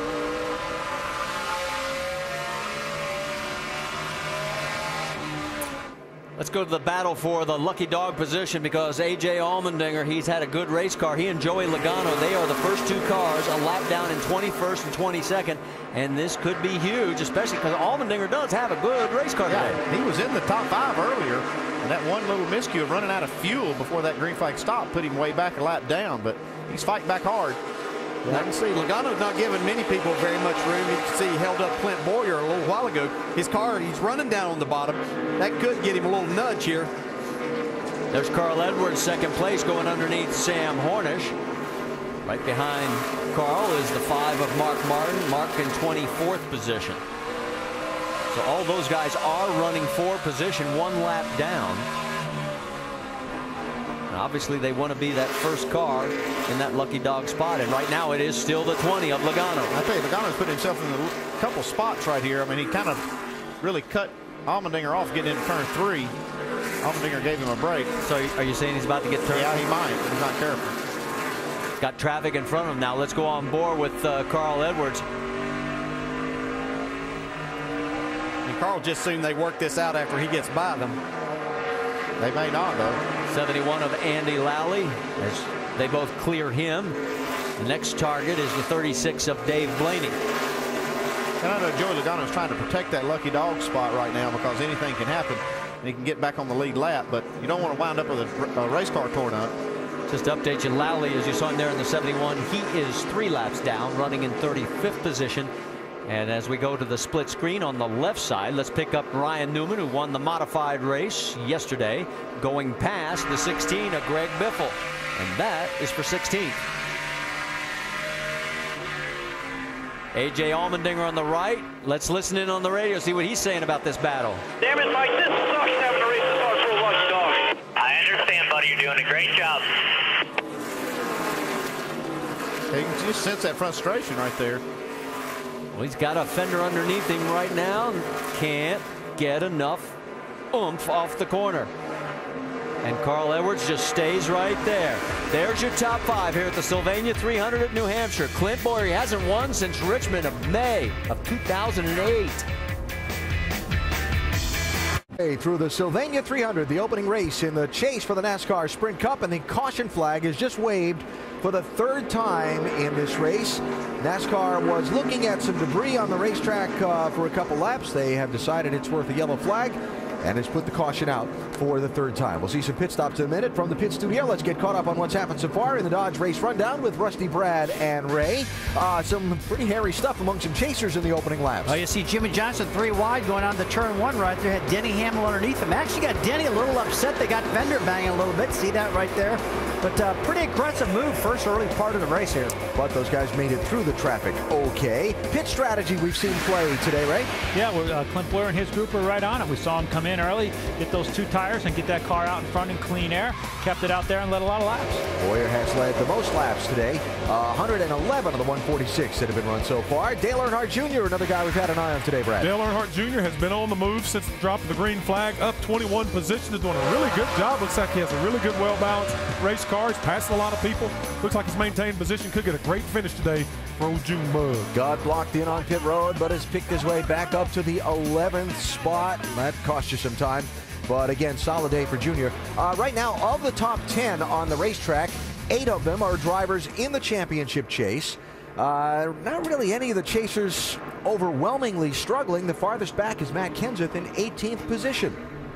So no troubles involving the chasers of major proportion so far through the first half of the race. And now, more strategy and more pit stops for some of the teams. It'll be Clint Boyer, Carl Edwards, Jamie McMurray, Jimmy Johnson, and Jeff Burton, the top 5 coming in as the crews get ready to go to work at a racetrack where track position is so critical.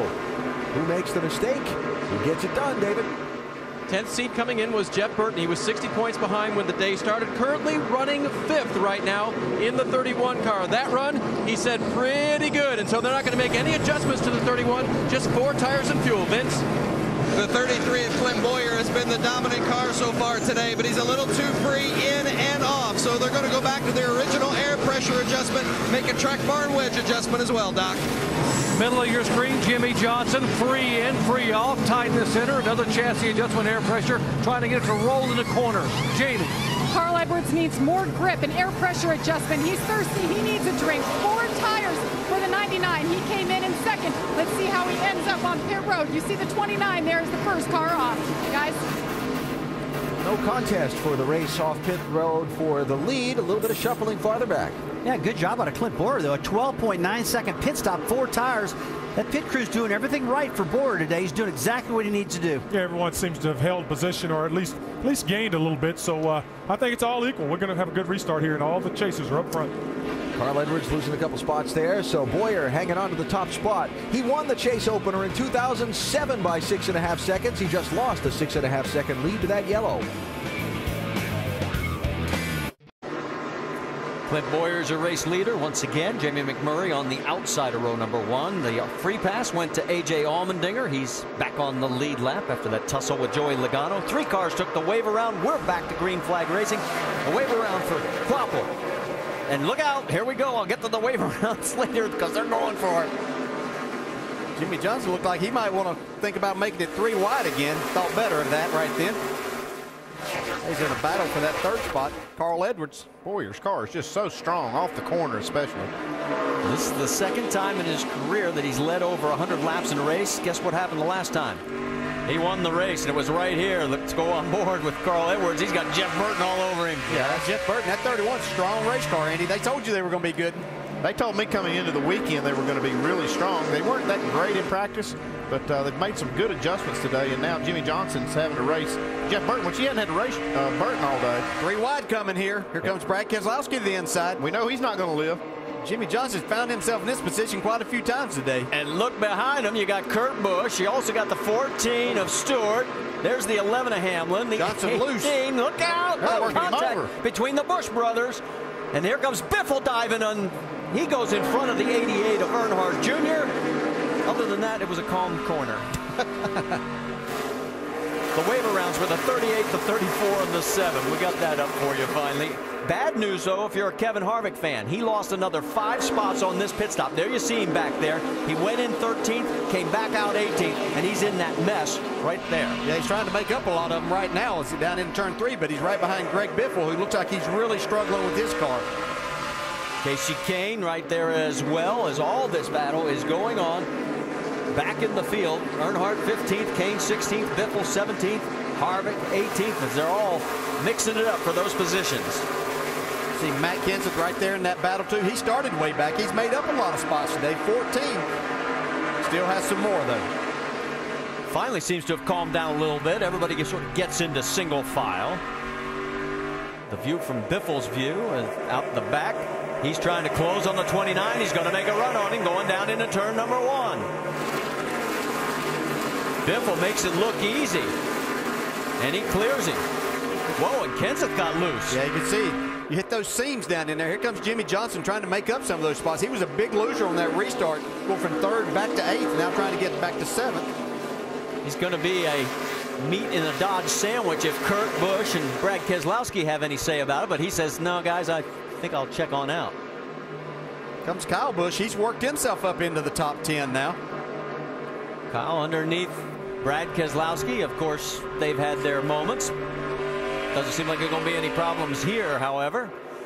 They're side by side coming down the back straightaway. Ryan Newman right behind him and Dale Jr. They got the National Guard and the Army trying to track down those poor little M&Ms.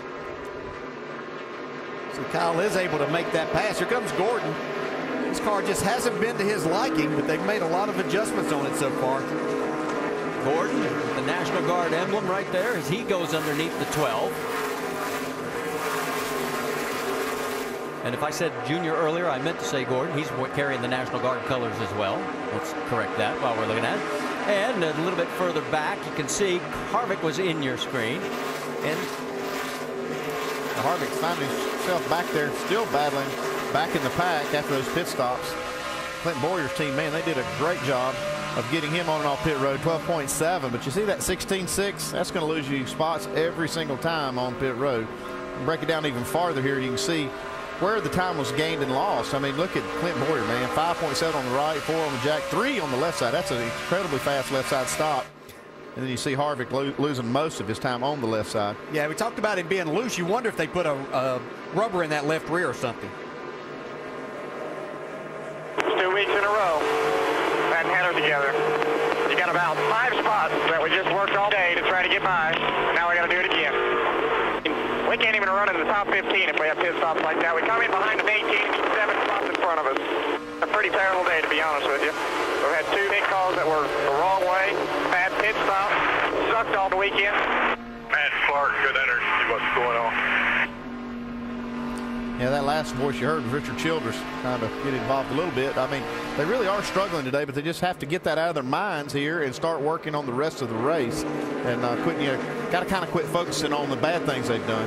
Yeah, if I'd have heard that radio, I wouldn't have mentioned anything about a rubber in the left rear, because that obviously didn't have anything to do with that. Well, and you heard Richard mention Matt Clark. He is the pit crew coach for that team. So obviously they're going to try and see what is going on. Let's get more on the 29, Dave.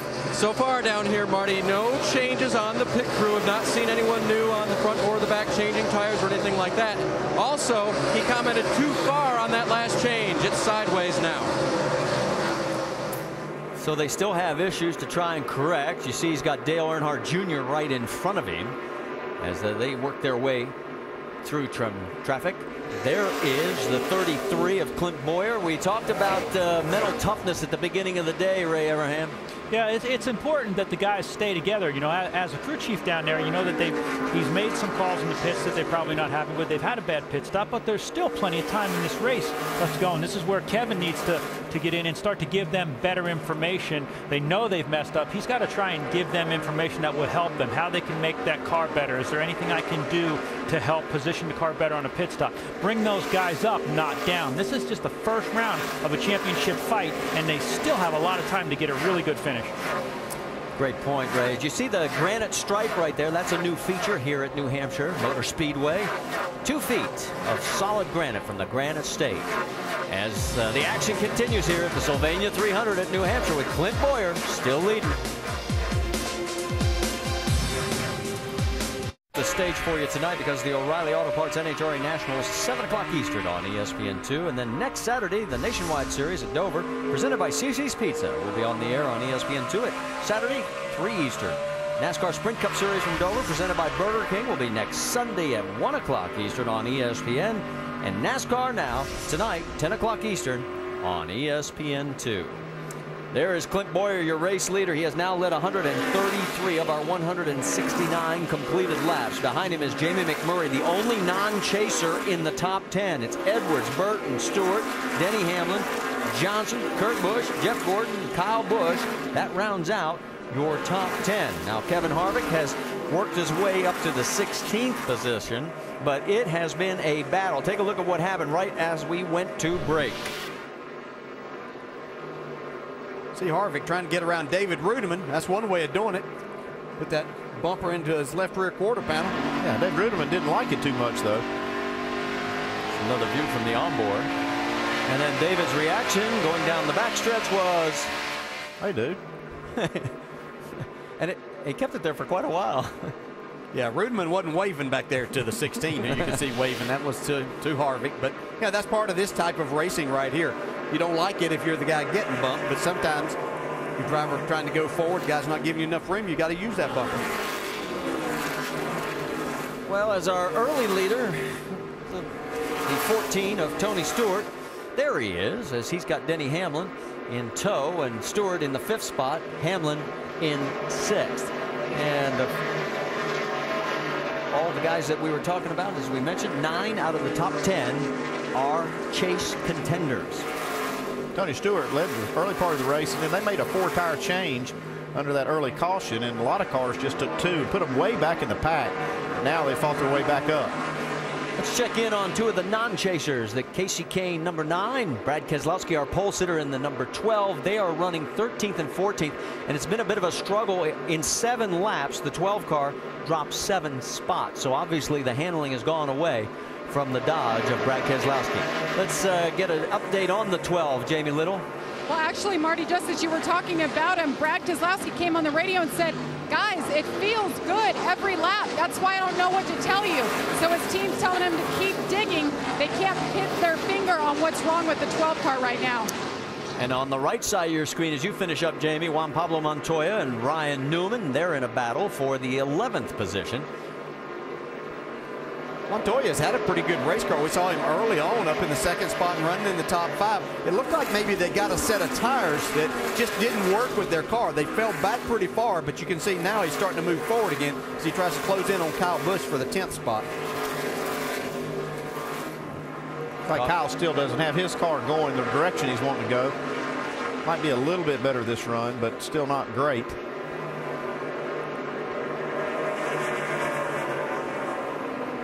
Notice that Tony Stewart has gotten around Jeff Burton. Let's take you back to this, and it looks like all that craziness we saw at the beginning of the race has calmed down a little bit. Well, watch here.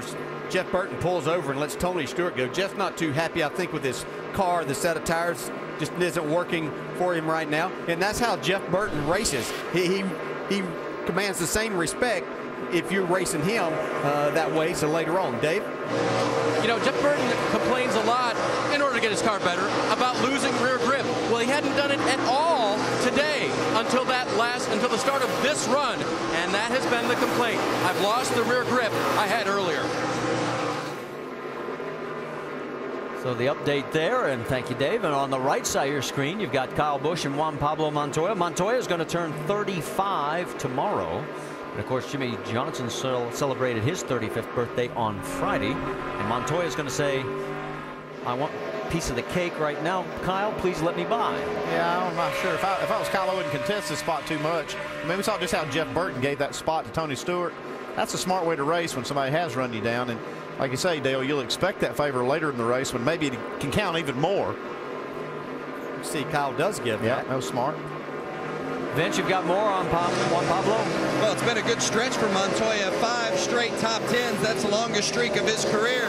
It's just been heartbreaking for this team. They've had so many DNFs leading up to this point in the season, whereas last year they did not. And that's been the difference between making the chase and not making the chase. Montoya's been pretty pleased with this car, but this team at the end of the season, you know, they're going to be thinking about what could have been instead of what was. And of course, the high point was the win back at Watkins Glen as he pulls away from the 18 and the 39. But Newman, all of a sudden, putting a little pressure on Kyle Busch. On board with Kyle. Here he comes up underneath. Whoa, you hear that right there? That's loose. Those rear tires breaking loose on the straightaway. And it gives Newman a full quarter panel. Can he get it all the way through? Here he comes. And I think Kyle said, yep, I just don't have enough to continue that battle either. Yeah, he just lit him up off of turn 4, so he didn't want to try to do that again. How about Jamie McMurray, our lone non-chaser, other than Montoya now? Montoya's just gotten into the top 10.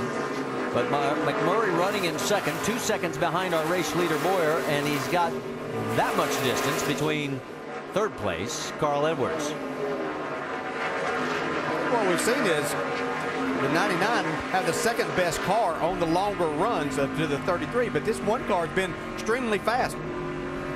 Vince, you've got more? He said the one issue that they've had, McMurray, we're speaking of, as you saw, he got a big-time wiggle there coming off that turn.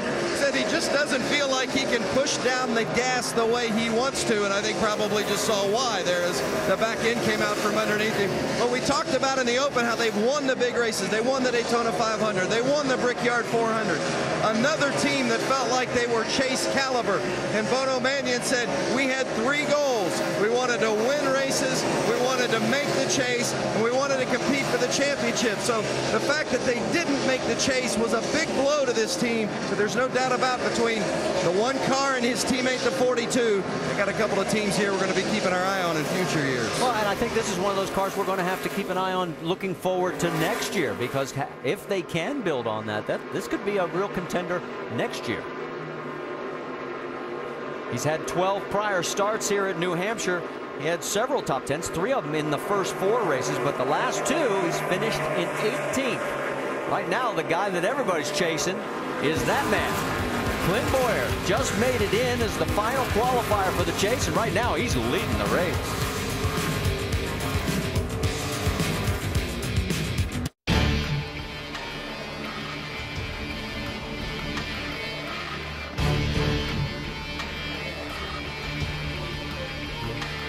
Been a #1 kind of day for Clint Boyer. His pit crew has been sharp on the pit lane.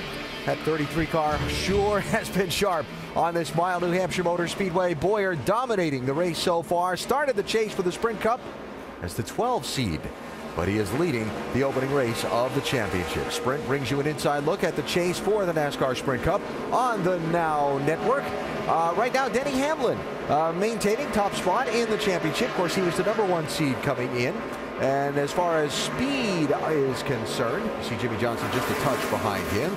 And Boyer climbing up to the #3 spot in the rankings at this point. How about a top speed of 160 miles an hour at the end of the straightaway on this mile track for that 33 car today? For more NASCAR stats, in-car audio, and live race radio, check out NASCAR Sprint Cup Mobile at sprint.com/speed. Coming up on the 2/3 mark of today's race, 190 down, 110 laps to go. Check on a couple of the guys in the field with a brief up to speed. How about 3rd place Carl Edwards, Jamie? Well, he's been the most consistent car the last 10 weeks, and that is what they want to continue here. The car has been good. Their goal, they told me, was a top 5. Not necessarily to win. They just want to stay there in the hunt. Carl's saying the car is good. However, the water temp has climbed up to 230. Vince? Well, I think you'd be hard-pressed to find a team more confident coming into this race than the 18 of Kyle Busch. He carried in 3 straight top 5 finishes. Crew Chief Dave Rogers said momentum equals confidence, and they had plenty of it. Said Kyle was as relaxed and as confident as he has ever seen him. And then the race started. That hasn't been the case. They were very happy with the balance of their car in the final practice, but today Kyle has really struggled, and he says the car just will not go. Doc? Greg Biffle is running a disappointed 20th. Before the race, when I asked crew chief Greg Irwin to handicap the chase for his team, he said, Doc, we should struggle at Martinsville and Phoenix. We think we can win at Dover, Kansas, Texas, Homestead, and California. Now, the ones that go either way for us are Charlotte, Talladega, and here today at Loudon. At those 3 tracks, it is feast or famine. Right now, it is famine for Greg Biffle. The car, very, very tight. Dave. Matt Kenseth has run as high as 16th, as low as 33rd today. He restarted 15th on that last run, but it's gone backwards. He'll tell you why. I don't know what you guys think, Jimmy, unless it's just a bad set of tires, but it is just absolutely freaking horrible. It's real loose in on the brakes. I swear it's tighter in the middle than what it was. I even got the front tires chattering and everything, and it's no freaking rear grip on exit. Pushes for a car like that just almost wrecked. Okay, we'll put everything back. The insult to his injury, AB, brakes not working well either. All right, thanks, Dave, and reporters for that brief update. Rusty's watching the left rear tire on that 17 car. I think Matt Kenseth's got a flat left rear tire in that car. It's going down. He's complained about loose up off the corner. I think it could be part of the problem right there. Yeah, and I'll tell you what, it could well be. You hear a lot of guys talking about rear grip. That left rear flat tires definitely could take rear grip away from that car. But we've been hearing, guys, as the race went on, we thought the race was going to tighten up as the rubber got down. The clouds have been in and out. A lot of guys are complaining about rear grip, and it looks like the way the pit stops are going to be timed, it looks like most of the guys can go on one more pit stop. So, Tim Brewer, what do you think these guys are going to adjust to try and put more rear grip in those cars? Tell you what, Ray, for me, I'm going to take some wedge out, put a little front brake in the car to tighten it up getting in. But right here, I'm going to the basement right here. You're going to run this track bar down. When you run that track bar down, you're going to lower the rear roll center of the car. And what you're trying to do is get a lot of grip to get these rear tires off that corner, because turning, that's great in the center, but you got to have grip to get off these corners here in New Hampshire. All right, Tim, and one other thing to watch for as we look ahead into the final third of this race. We have our eyes on Kevin Harvick in that 29 car. Why? Because there's a pattern here. There is a pattern here. He was our points leader going in the chase race, no doubt about that. But one thing we've always seen out of Kevin Harvick, when it's crunch time and when it's about the end of the day, if he's had a bad day, he's always up in the top 10. He always seems to be able to rebound, and right now he's voiced his frustrations to his crew. He's made it clear that he's not happy with it. The team's working to make things better, and now he's crawling back up to the front. He's in the 15th position right now, and he's got pretty good speed. We're getting ready to drop below that 100 lap to go mark, which is crucial.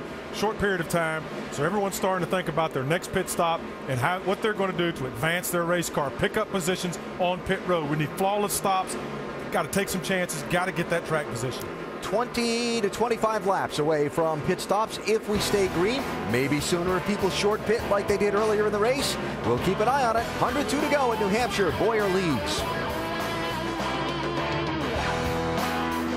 This week on Monday Night Football, Drew Brees and the defending Super Bowl champs Saints take on Frank Gore and the 49ers. It's Monday Night Football on ESPN Monday at 8:30 Eastern. And coverage begins at 7 Eastern with Monday Night Countdown. It's served up by Applebee's. Back here, we are past the 2/3 mark. 96 laps to go at New Hampshire Motor Speedway as you ride on board with Tony Stewart as he goes around slower traffic. Our race leader is Clint Boyer, and he has led a total of 168 laps. Points leader right now would be Denny Hamlin. He's currently running 5th. And the highest running chaser obviously is Clint, and the lowest is Matt Kenseth in 21st, about to go potentially a lap down. Let's listen in on Clint Boyer's strategy. I'm sorry. We're the 12th seat. Nobody expects us to do anything, and that's something that we can use to our advantage. We can go out and have fun, race as hard as we possibly can, take every gamble, risk as we possibly can, and just go for it. I love how Shane Wilson, the crew chief of the 33, said now we got to just make sure we don't screw it up. They have been very confident today, but they have also been coaching the 33, Clint Boyer, keeping his spirits up because he's concerned about the way the car handles on restarts. Listen to this radio. Are we halfway? Yeah, we're lap almost 200. You got to go to the lap I tell you to make it to the end, okay? This will be our last stop if it stays green. We better hope it does. If there's a restart, they'll kill me. This thing won't run. Don't think that way. You pulled away before, man. You're going to win this thing. Just keep focused. Well, that was earlier, and just as this happens, the caution comes out, and apparently it is for Mark Martin. Left front tire down on his car. So this will be our 4th caution. Keep coming. Keep coming. Easy here, about 10. Mark was 2 laps 5, down. 4, 3, 2, 1. As they went from bad to worse. The man who won here a year ago. This is what happened to him. There it goes.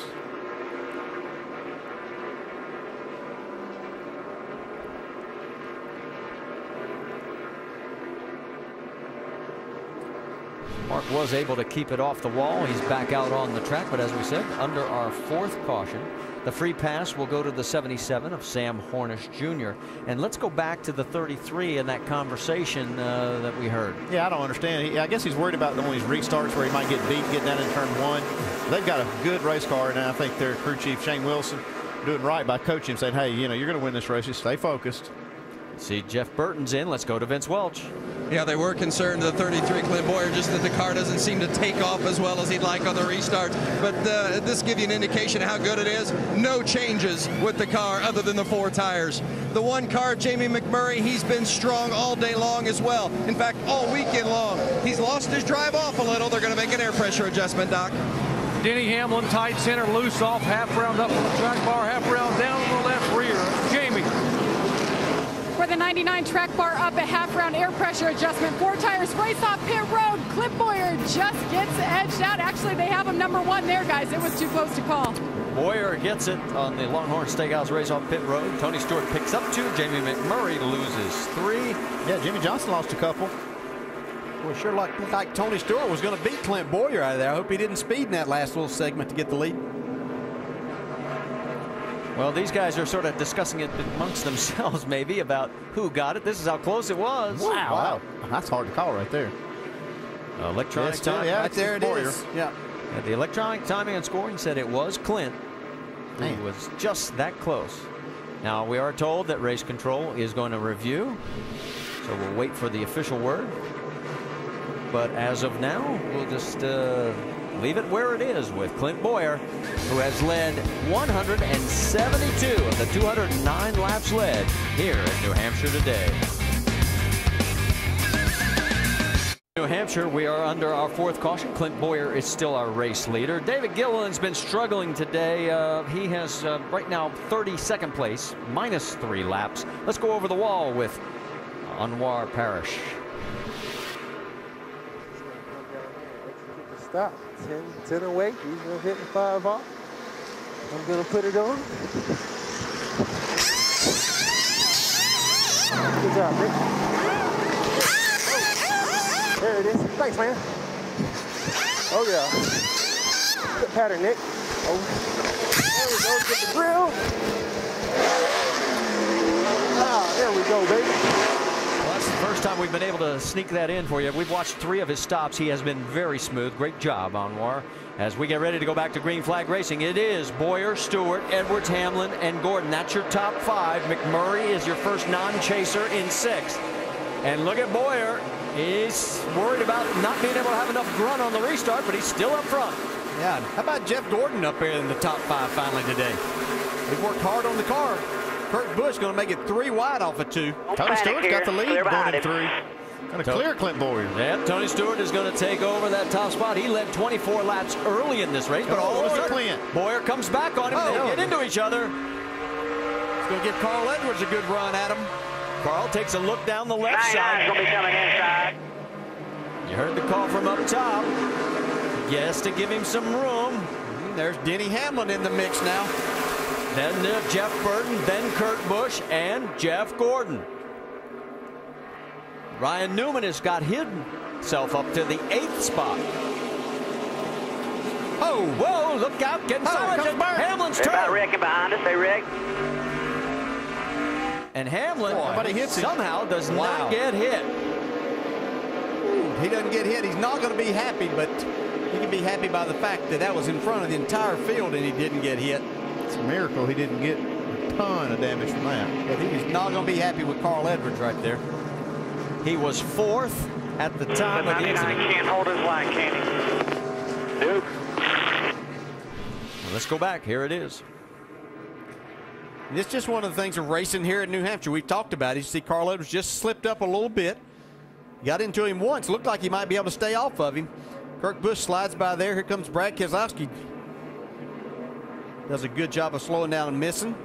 A little contact there, Joey Logano. He got a little in the left front of Matt Kenseth a little bit there. Another angle. So once again, there's just no banking there. See Carl just a little bit loose, had to chase his car up. Then there was that second time that he got into him.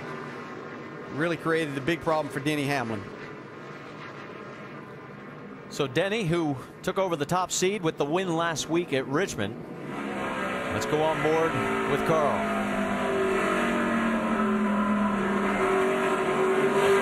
Inside.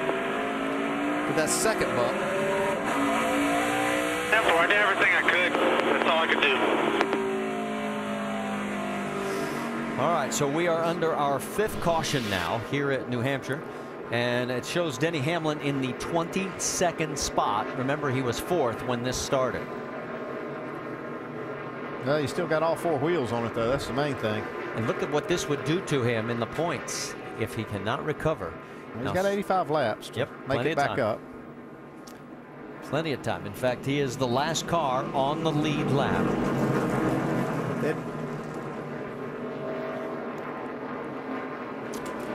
Well, I tell you what, that restarts for Clint Bowyer really giving him a problem like that right now, guys, like he was worried about. In fact, that last time he got damaged with the 14 of Tony Stewart, and it looks to me like the 12 o'clock position on his right front fender got a little damage right there, got bent in a little bit. I don't think it's going to affect the handling, but it looks like the edge right underneath that Goodyear decal is bent under pretty far, so in the next pit stop, they're going to have to pull that out and make sure he doesn't have a clearance problem. Here it is right here. They get together. Clint gets a little loose. The car comes back into the left rear, knocks Tony sideways, and that right there is where he got the damage. And the word we're hearing is Jimmy Johnson may have some fender damage as well. This happened further back. Oh, yeah, that will do it. Contact with Kyle Busch. They were in survival mode right there, though. They had that crash happening in front of them. Had to get down low on the racetrack, but you can see the damage for sure on Jimmy Johnson's right front. This is one more view of what happened as Denny Hamlin goes around, keeps it off the wall, but he finds himself 22nd now. The fastest pit crew of the year award. The fastest crew is determined by the winner of each race, the fastest times, and your vote. Be sure to text the car number to 2258 for your pit crew choice. All right, let's clean up some other stuff because remember we had an earlier caution just a few moments ago. Well, two cars, one, McMurray, too fast entering. The 77 of Sam Hornish had an uncontrolled tire. They served their penalties. They find themselves much further back. McMurray's all the way back to 20th, Hornish 21st. Several cars did pit. The 77, the 11 obviously of Hamlin, Rudiman, and the 1 of McMurray. And as we get ready to go back to green with Stewart and Boyer up front, Stewart has taken the high line. You think this might help Hamlin potentially? Well, I don't know. He had to make a pit stop there. He got tires and everything. He could possibly stretch it and make it if we go green from here. I'm not sure we're going to make it green, though. These guys are racing awfully hard. Down into the corner, trying to make it 3 wide potentially.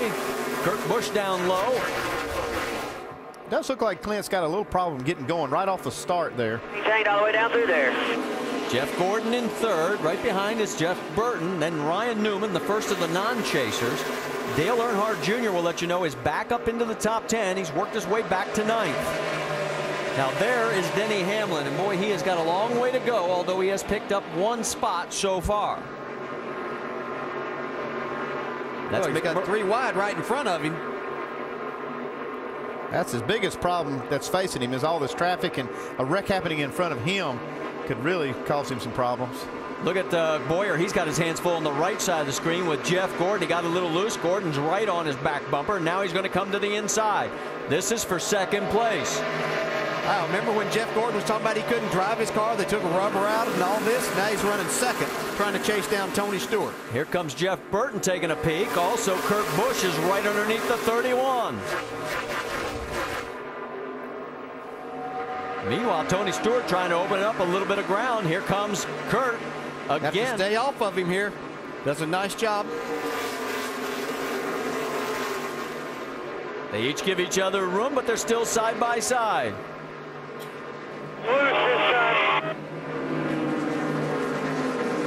That was the 31. Didn't give him much room there. No, he didn't. Jeff didn't give him enough room. Going around, and is he going to make it? Right here. Kyle Busch is spun just in front of him. Jimmy has turned as well.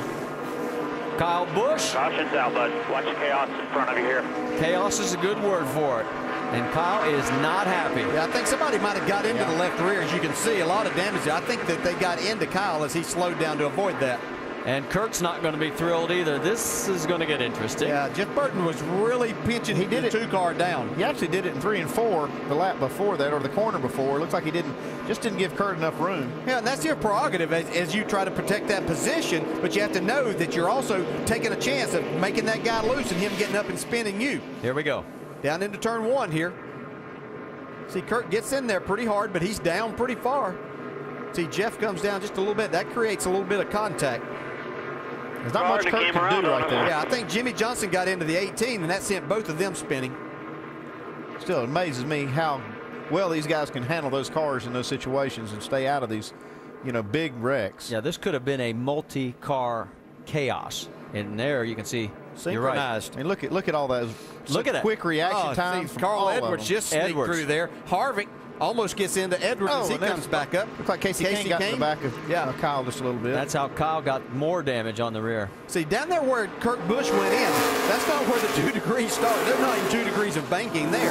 You have to be extremely careful. And then the guy pulls down just a little bit, takes all the air away. I see a lot of, thought maybe something coming out of Jimmy's car there. On board with Kyle. Right with you, sniffing the bottom. He's there, inside. Yep. Go low. Now, watch. Here's from Carl. Low. Green is still out. Keep racing. Stay low. Watch him come back. Just stay misses low. 1. He misses 2. A lot of smoke. Stay low. Here you go. Outside is covered. Yellow's out. You okay? And we're going to follow Jimmy here. As you can see, he's down inside, but Kyle has to go down to try to miss it. He sees it happening. and that gets Jimmy into him, or they just come together. You can't say that was anybody's fault there between those two. How about from on board with Dale Jr.? Gonna get a good view here. See Jimmy go to the inside. Low, go low, low, low, low, Kyle low, sees his low, brother low, spin. low, He's trying to miss that. High. All clear. Good job. If you can follow all of that, good luck. We went from low, low, low to high, high, high. That's good hard racing. Loudon, New Hampshire. But it is amazing, though. Look at this. Wow, Look Montoya. at that. Woo, Montoya just, we could have had 10 cars literally scrapped, and it looks like everybody's going to at least be able to continue racing. I mean, this could have been a big mess. Let's check in with Jamie Little. Well, Marty, Kurt Busch came on the radio after that. He said, man, I got in there too hard, got on the brakes. That's how you have to drive these cars. My bad. He's going to come down pit road and get 4 tires. All right, so the latest from Kurt, as you can see his cycle there. And this is going to set up some more strategy, because now, guys, we're down to 75 laps to go. Yeah, I mean, they can make it from here. But, man, the way they've been racing, you don't know how many cautions we're going to have between here and the end. Jimmy definitely has to get in, get some fender damage fixed and get some tires. All right, let's talk a little bit more. Let's bring in Ray Everham. Ray. All right, Andy, help me out here, crew chief buddy. You're Denny Hamlin's crew chief. Does he stay out now? Just a few laps on his tires. All this worked in his favor. A lot of these guys in front of him are going to have to pit. Yeah, if he feels like he can make it to the end, which I think he can, Ray, I would stay out right here and just go ahead and take this track position. And then if the caution comes out in 50 or 60 laps, then they can come in and get tires with everybody else and stay on their strategy. So, remember Martinsville, guys, when Danny got spun out there, he had fuel. He had the best tires. He came back and won the race. I'm thinking he's in the catbird seat right now. Might be, bro. I think these guys up front get 2 tires if they come. Well, I wouldn't get any more than 2. Yeah. The pits are open. We're going to see who is going to come. Okay. And the 24, Jeff Gordon, is coming. So is the 88 of Earnhardt. Newman. Like Tony Stewart stayed out. Boyer stayed out. Burton stayed out. Carl Edwards did come in. So did Denny Hamlin. So he decided to come in. Here, about 2 tires. Most of them taking gas only. You see a couple of 2 tires stops on these cars. There's 2 tires on the 18. He might need 4, though. He was in the wreck. Yeah, Denny Hamlin with fuel only.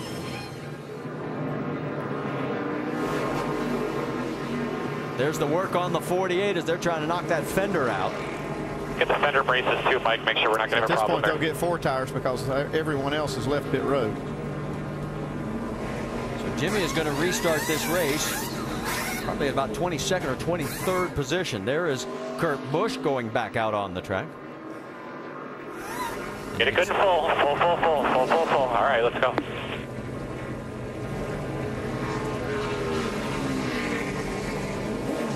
Still checking everything. They're sending him. All right. So we'll reset everything for you here at New Hampshire as once again the strategy has changed.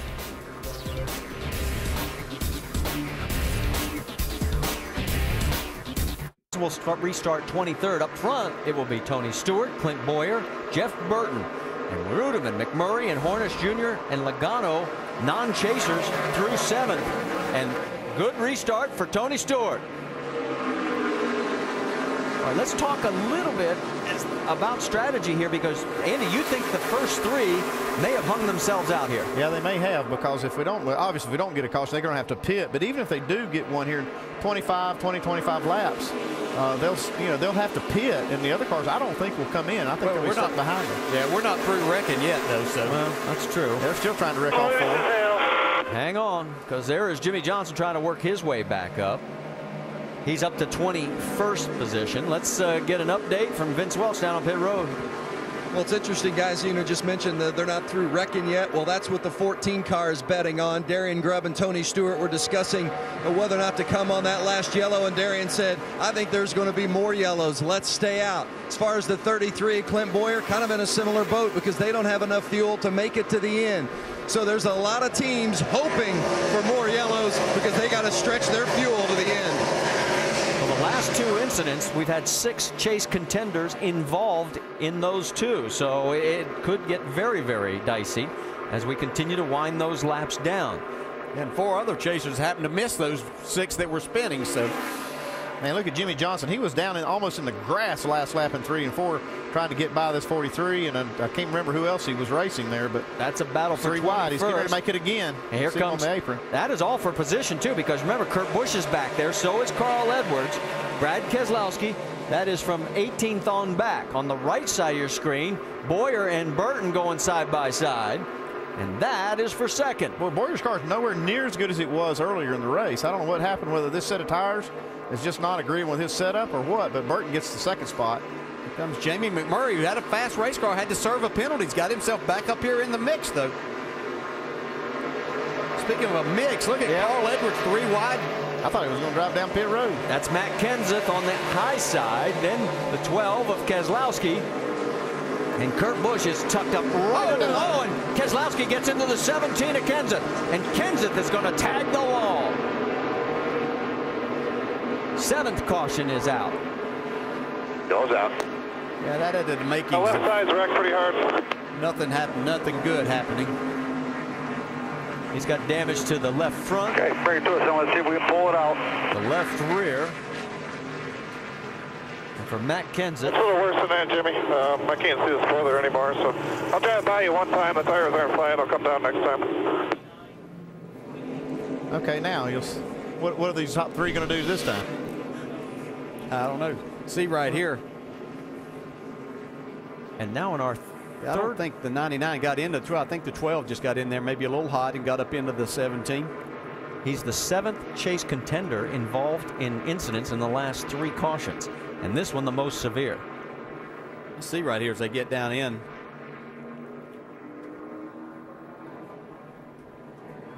Yeah, you can see Brad Keselowski in the 12 just have to chase his car up the racetrack a little bit, right into the left rear of Matt Kenseth. We're here in the 14 car. It's going to stay out this time. There's another look at it. We'll tell you Regan Smith is going to get the free pass. That'll give us 25 cars back on the lead lap. And a very tough break for Matt Kenseth here at New Hampshire. So we've got 66 to go. Welcome back to the Sylvania 300. Make sure to go to NASCAR.com for all your latest NASCAR information as we get ready to go back to green flag racing. 4 non-chasers in the top 10. In fact, make it 5. But up front, it is Stewart, Burton, and Bowyer, your top 3. Ooh, Bowyer really spun the tires right there. He held that inside line up quite a bit. It's going to cost him, too. Jeff Gordon's gotten around. Look at the Dale Earnhardt Jr. He's one of those 4 non-chasers in this top 10 mix. Denny Hamlin up on the outside trying to make something happen, but here comes Jamie McMurray trying to take the lead. He wants the lead. Burton's right there behind Tony Stewart. Remember, these guys have not pitted. Stewart, Burton. Now we should tell you, look at this. 3 wide as we head down towards turn number 1. Who's going to give? Carl Edwards tucks in underneath the 39.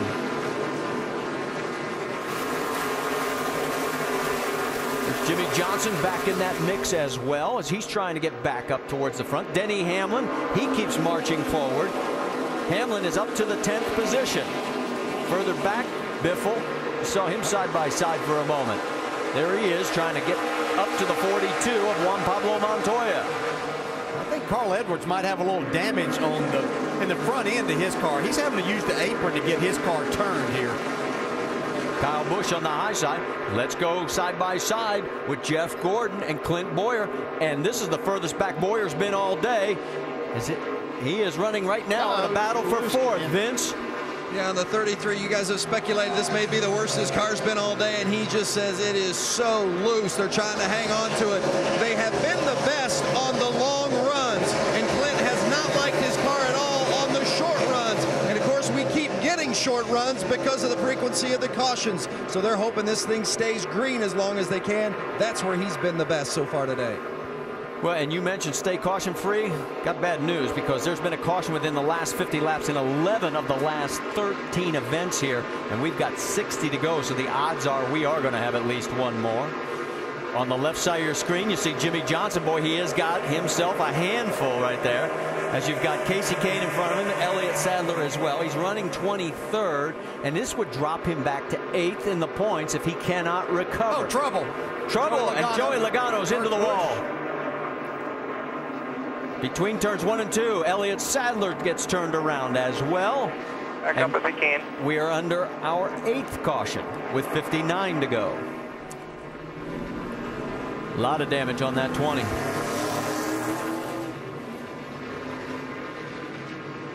Logano was running 18th at the time.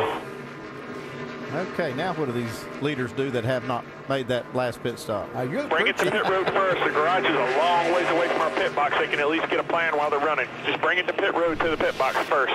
See what happened here. Let's see that Kurt Busch gets loose once again. Same spot. One. Unfortunately, Joey Logano was there to take that. You see Jimmy Johnson. Jimmy's been around every one of these things. Look at that. Got into Elliott Sadler there, but that's just trying to avoid everything that's happening. Get another view from down low. Contact for the 20. Wow. Awfully hard on the left rear corner. And there they are working on it on pit road. We've had 19 lead changes today, 8 different leaders. Right now it's Jamie McMurray up front as they continue to work on the 20. Front fender out. The free pass is going to go to the 6 of David Reagan. That'll give us 26 cars back on the lead lap. And take a look at who's coming. Juan Pablo Montoya and Greg Biffle and Kurt Busch. Well, Kyle Busch acted like he was going to be in there, but he decided to stay out. I'm sure a lot of these guys don't want to get back in there. I guess they have enough caution flags and enough caution flag laps, even the cars that didn't make that pit stop at 220, 226. The ones that made their pit stop at 208, they may be able to stretch it enough. Matt Kenseth in as well. Work continues. Coming back out, the 42 and the 16. So we are under our 8th caution here at New Hampshire. Stay with us. This is still a long way from finished. I look at the chase for the NASCAR Sprint Cup on the Now Network. Let's listen to 24. Picture-wise, we're not doing bad either, though. 17's wrecked, 2's wrecked. You know, it's like race 1 of 10. So just keep doing what you're doing. You've been good at the restarts. Fight them off when you can. And when we get strung out, just keep running our races, like this said, man. For more NASCAR stats, in-car audio, and live race radio, check out NASCAR Sprint Cup Mobile at sprint.com/speed. And we are back to green flag racing with McMurray, Stewart, Burton, Boyer, and Jeff Gordon, your top 5. Boyer got a lot better restart that time. Whoa, look at Hornish down on the apron. Trying to make it 3 wide, and somehow he holds on to it. Tony Stewart trying to stay in here on the inside of Jamie McMurray. He wants this lead back. Hornish running 9th right now. Remember, he was a lap down at one point. One of the non-chasers that is in this mix. We have 3 of them in the top 10 right now. Whoa, Jamie got close to the wall. Remember, we were worried about Kevin Harvick? Yeah, look back in that 7th position. You'll see him right there behind the 24. Yes, here we go. Down the back straightaway. Tony Stewart wants it. He's got the inside line as they go for 3. Jamie drives back up on the outside. Stewart drove it really hard into turn 3. He still may be able to clear him, and yes, he does. So we'll have our 20th lead change today between 8 different drivers. And right behind him, you can see also side by side, here comes Carl Edwards on Sam Hornish. These guys doing serious racing right here. I didn't know you could go this 3 wide this many times without hitting something around this racetrack. Notice Allmendinger right behind the 99. Remember, he was a lap down at one point after having run out of fuel. What a great comeback for the 43 team. And here's Kurt Busch. He's been doing more pirouettes than a ballet dancer today, and he's trying to fight his way back. He's up to 15th. What is that hanging from the 43? It's like just a piece of maybe the bumper. A little bit of the maybe a little loose right there. Almost got into the 39, and look, man. Allmendinger goes down on the apron. These guys are using every inch of this track. We've got 51 laps to go. Jeff Burton taking a run on his Richard Childress Racing teammate right now. That is for 3rd on the right side of your screen. And anyway, these guys up front have enough fuel to make it to the end? It's possible they do, and if they're counting on some more caution flags, and the way they're racing, we'll probably see some more. If they get one more caution, I think maybe they do. Well, Rusty, we've had 23 caution laps since the 14 pitted back on lap 208. Well, guys, I know fuel's a concern, but I'm pretty comfortable with those guys that stayed out. I mean, we're calculating down here in the studio. At the very worst, they can run 76 laps. At the very best, they can run 84 laps. So I believe these guys are going to be fine right now because I think they got enough fuel in the tank to get it done now, Ray. Well, it depends, Rusty. You know, when you go up and down just a few tenths of a gallon a lap, and it makes a difference. We saw A.J. Allmendinger run out of gas, and we've seen other guys come down to them. But remember, we can go 3 times green, white checker, so that could definitely play a factor in how this race ends up. Well, you guys, in regards to the leader, Tony Stewart, and his fuel situation, I just asked Darian Grubb, have you had enough yellow flag laps to get yourself to the end? And he smiled like the cat that had eaten the mouse. He said, don't know yet. And I said, can you get to the end? He said, I'll tell you at lap 300. So not giving away any secrets on top of the 14 box, that's for sure. I think Vince, he would be a lot more comfortable with 1 more caution and about 5 more caution laps. Well, he may get it. We've only had 2 cautions in the first 147 laps. In the last 100, we've had 6. So the odds are good that we'll have another one. Side by side, here goes Harvick and Jeff Gordon. There's Denny Hamlin knocking on the door as well. That is for 6th, 7th, and 8th. And right in front of him, you saw Dale Earnhardt Jr. having a great day. He's into the 5th spot. Well, Junior does have a fast car, and we've seen his car actually be better on the long run. See, Kevin Harvick has gone around Jeff Gordon. Here comes Denny Hamlin. And right behind this group is another non-chaser, the 00 of David Rudiman. There are 3 non-chasers in the top 10. Rudiman running in 9th. Oh, and Kyle tags the wall again. Yeah, I was going to mention he's up in the 10th spot, and he probably wishes this race was over right now. He'd take a 10th and get out of Dodge, go into Dover, and see if he can win. But behind Kyle is the 77 of Sam Hornish, another non-chaser with Ryan Newman behind him. I can't tell you what to do. If it's not feeling right, just bring it in. Doc, what are you hearing down there? Jimmy Johnson saying he's got a huge chatter in the side of the car. He's backed off. You see cars going by. Chad Canal says, we might be a loose wheel. If you think it is, Jimmy, go ahead, just bring it down pit road. He will. He will make the left-hand turn under the green flag for the reigning series champion, having trouble here in race number 1 of the chase. Chad Canals cannot believe it as Jimmy Johnson comes down here with less than 50 laps to go with a possible loose wheel here on the 48 car. Not a very happy birthday present from Friday when he celebrated his 35th. And he is the one guy who has been able to come back from a dismal finish here in New Hampshire to win the championship, but this is not the way you want to start it. Well, we're kind of waiting to see who, kind of stumbled first in this chase. Didn't think it would be Jimmy Johnson, but some of this is out of his control. He finished 39th back in 2006, came back to win it, but if you remember, he finished like second, first, and 9th in the last 4 races. Stay with us. Started this race as the number 6 seed in the chase, fresh off his first win of the season just a couple of weeks ago. He took the lead on the very first lap.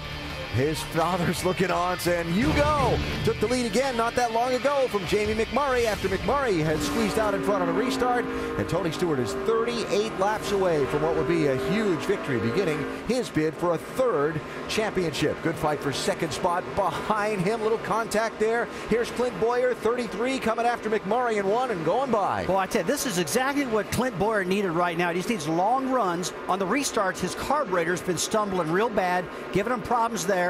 He had a loose race car, and now the air pressure's coming up. The car is hooked back up, and he's got some of the fastest lap times of the race going right now. Boyer does, so he just needs more time to run Stewart down and catch him. He's only 1.2 seconds behind at the moment. But here's a guy that's been dominating. It's been struggling now, but now he's looking good again. Needs a thing to stay green to the finish. Now, Jimmy Johnson, we saw him on pit road under the green a minute ago. He's 1 and almost a 2nd lap down. The team radio after the stop sounded like this. Not vibrating now. 10-4. We had a right front wheel that was shaking there a little bit. Cruise, bud. Just cruise. Really got nothing at all that we can do until a caution comes out, or if a caution comes out. And we talked about throughout the day about mistakes. There's a rare mistake for the 4-time defending champions. Yeah, but as we said, it is going to be so close this year. That is what's going to make the difference. Focus, mental toughness, and not making those mistakes. So Jimmy Johnson right now showing back in 28th position, and again won and nearly a second lap down to Tony Stewart. Stewart's advantage over Clint Boyer. That 1.4 seconds is what it looks like. How about the guy in 5th? How about Dale Earnhardt Jr.? What a day the old Junebug is having. He's done a great job. Started way back in the pack today in the mid to low or late 20s. Has moved up almost 30 positions. That race car looks great. Good opportunity for him to get a good top 5 finish. Way to go, Junior. At times today, Dave, this team's radio has sounded kind of adventurous, but they're getting results right now. Very much so. His last radio transmission was feels great. Remember, they came in for a splash of fuel, so with some saving, they should be good to the end. And one thing Lance McGrew told me this morning, he said, contrary to popular belief, you can pass people here at this racetrack. Well, they've had to do it all day.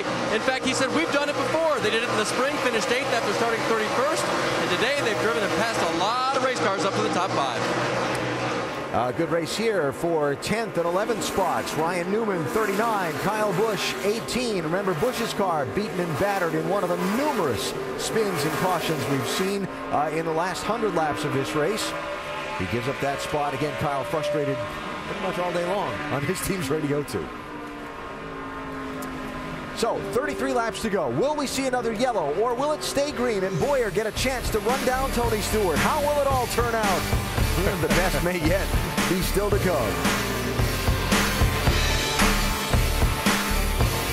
Don't forget to get your official NASCAR ESPN racing apparel at NASCARSuperstore.com or go to ESPNshop.com.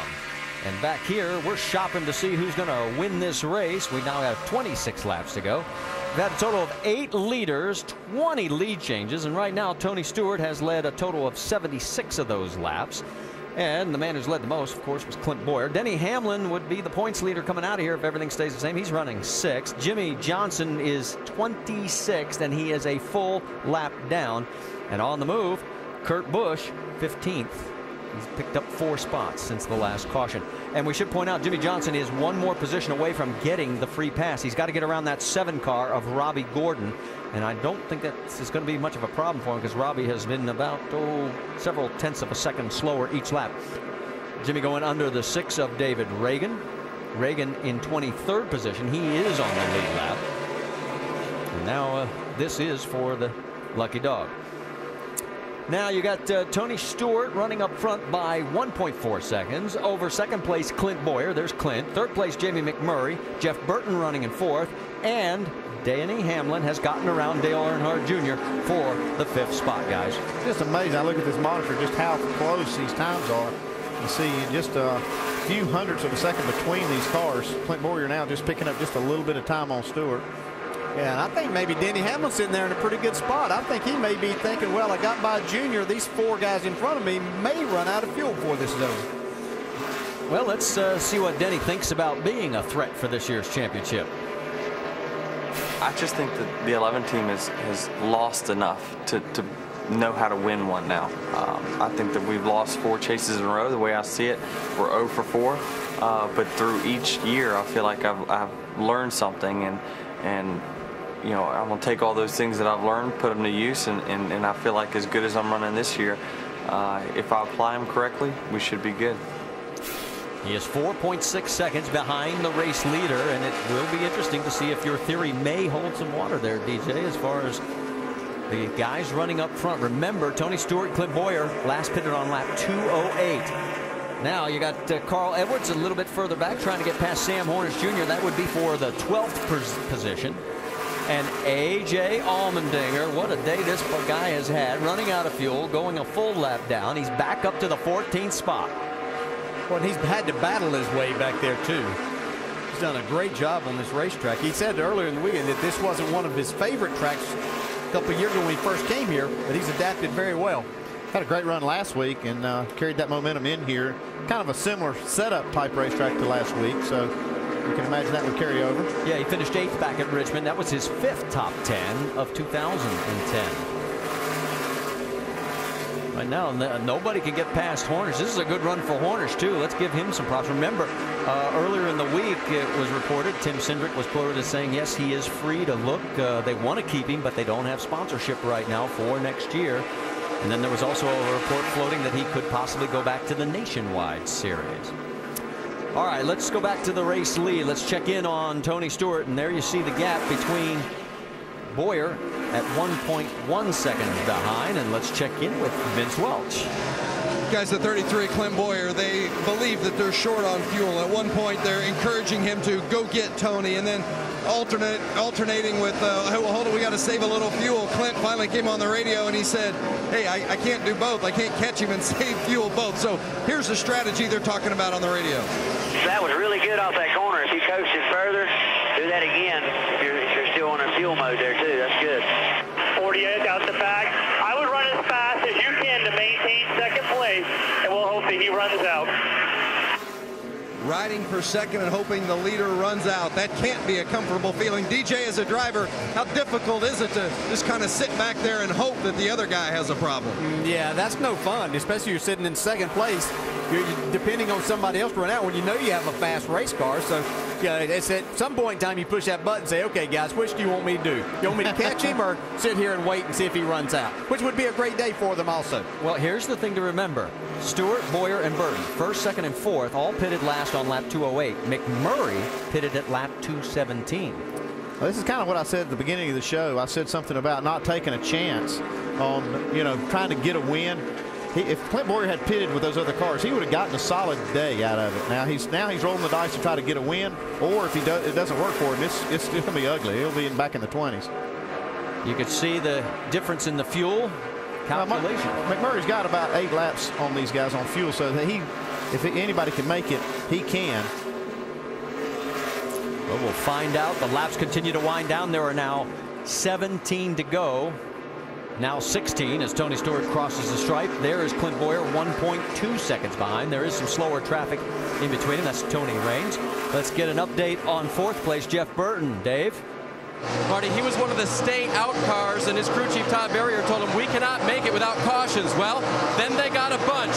Most recently, Jeff said, do I need to worry about the 11? There's the 11. Information back to Jeff was the 11's the fastest car on the track. There he goes. And I don't know how much fuel you has saved. Jeff held him off for a while, but I think is trying to make it to the end. And he let the 11 get by.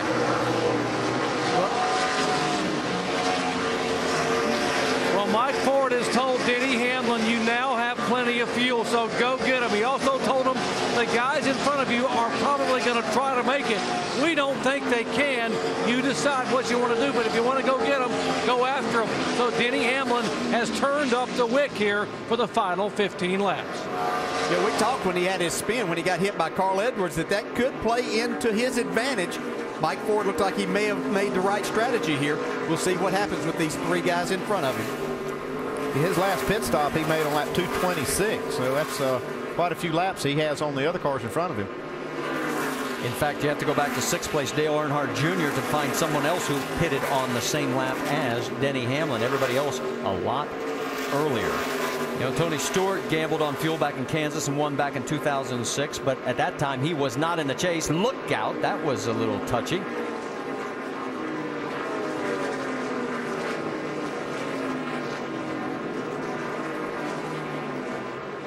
So as Tony comes down now with a 1.2 second lead, you can see that 11 of his 38 career Sprint Cup wins have come in race 27 or later of the season. And we pointed out that no one has scored more points in the last 16 races than that man driving the number 14 right now. That was one of the reasons for my choice of Tony, not only to win here today, but to win the championship. I've just seen this team on such an upswing, and in talking to Tony, he just felt very confident that they've gotten everything into place at the right time. And I got to give props to your buddy over there to your right there, because he picked Clint Boyer for the race this day, and here you guys are running 1-2. I'm glad you brought that up before they run out of gas. That's what I was going to say. I wish we could get both of them a few gallons of gas right here. All right, well, let's find out as this continues to wind down now, as we've got 11 laps to go. Does Tony Stewart, Clint Boyer have enough fuel to hang on to this? The last lap, Clint Boyer was 1/10 of a second faster than Tony Stewart. Checking back in on Carl Edwards, because he still has his hands full with A.J. Allmendinger. That is for 13th on the racetrack. Hey, the way I look at it, if they have a green-white checker right now, the 11 car's got the best tires and the most fuel, the 11 still wins the race. Well, I'll tell you, Tony Stewart and Clint Boyer are not looking for that.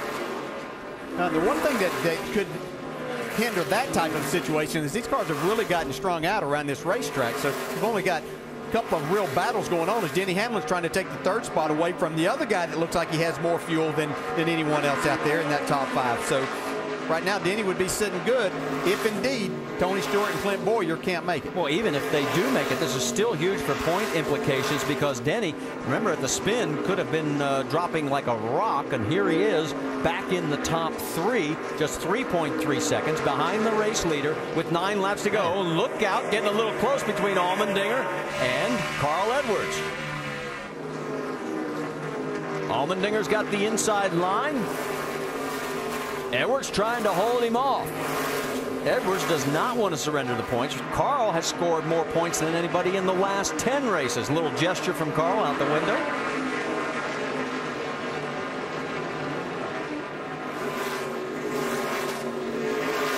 Allmendinger's not easing up. He wants the position. Well, he's battled hard all day. He's had a great race car. He got behind after they ran out of fuel, but he's battled his way back.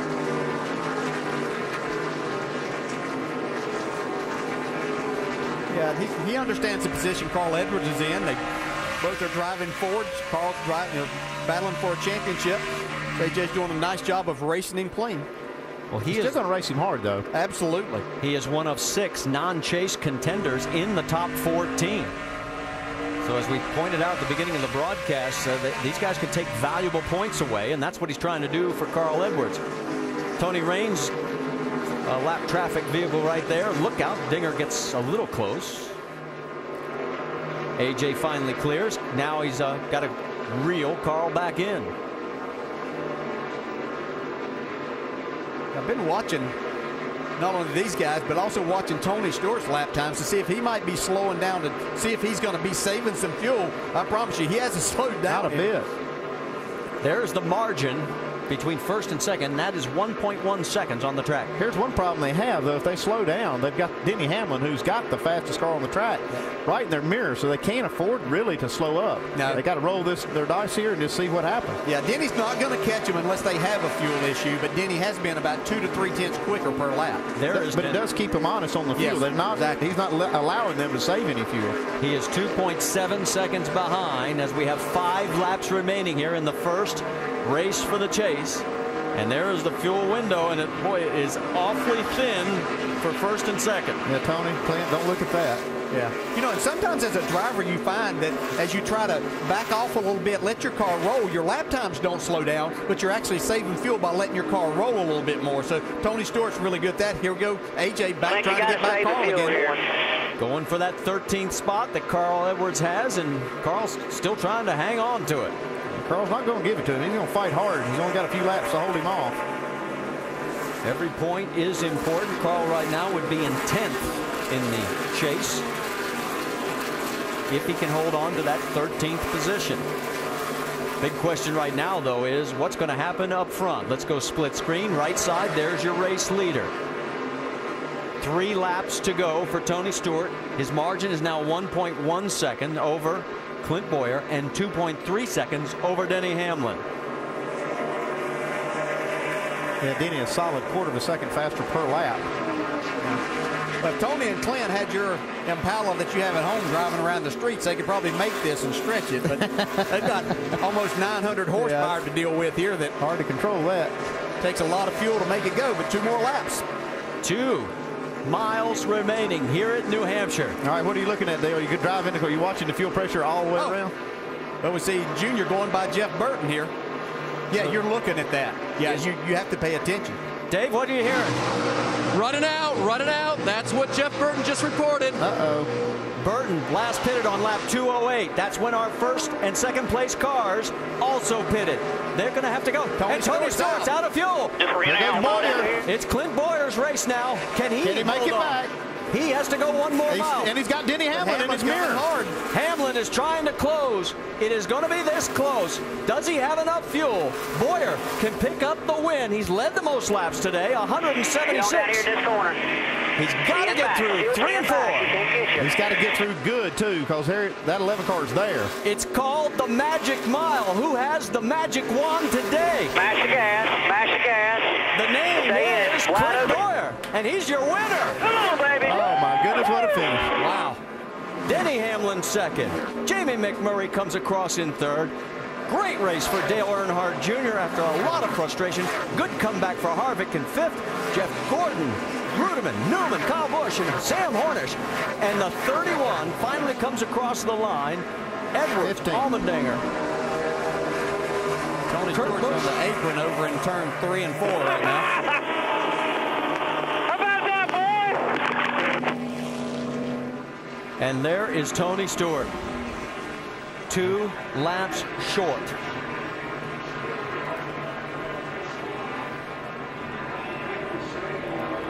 Yeah, they rolled the dice and lost there. I mean, that's just a chance you take. Right now, he will finish in 24th position. He's trying to coast across the line. Tony is to try to finish. It's not going to really matter in where he does finish. It was matter on the lap count that goes beside his name. You never quit.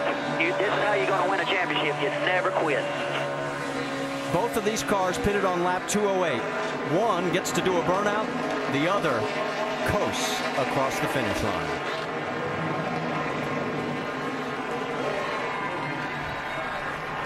Well, we said that this chase could be one of the most interesting in the 7 that are now underway. Stay with us. I think it's living up to its billing.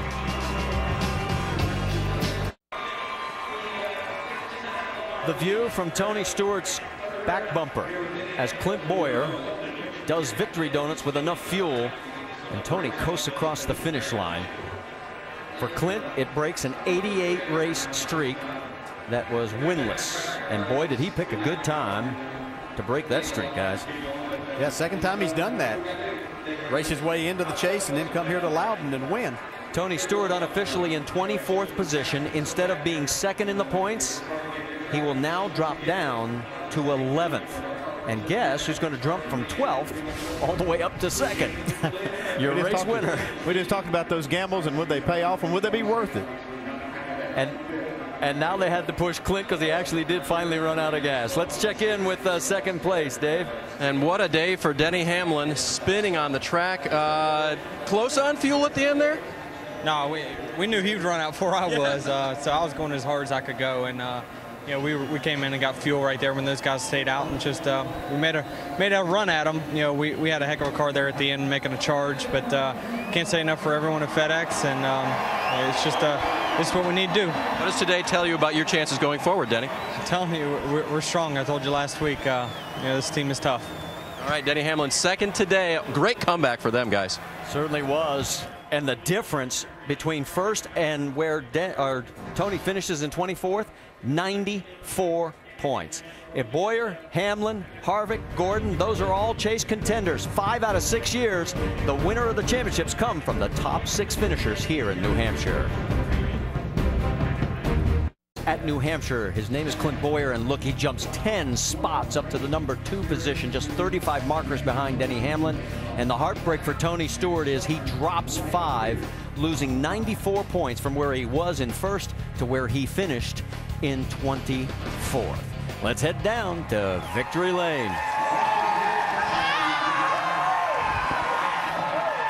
He led 177 laps today, and there was a time when they weren't quite sure whether they were going to make it. How difficult was it to sit behind Tony hoping he would run out of fuel? You know, I don't know what happened to our car there halfway through the race. The carburetor started missing out.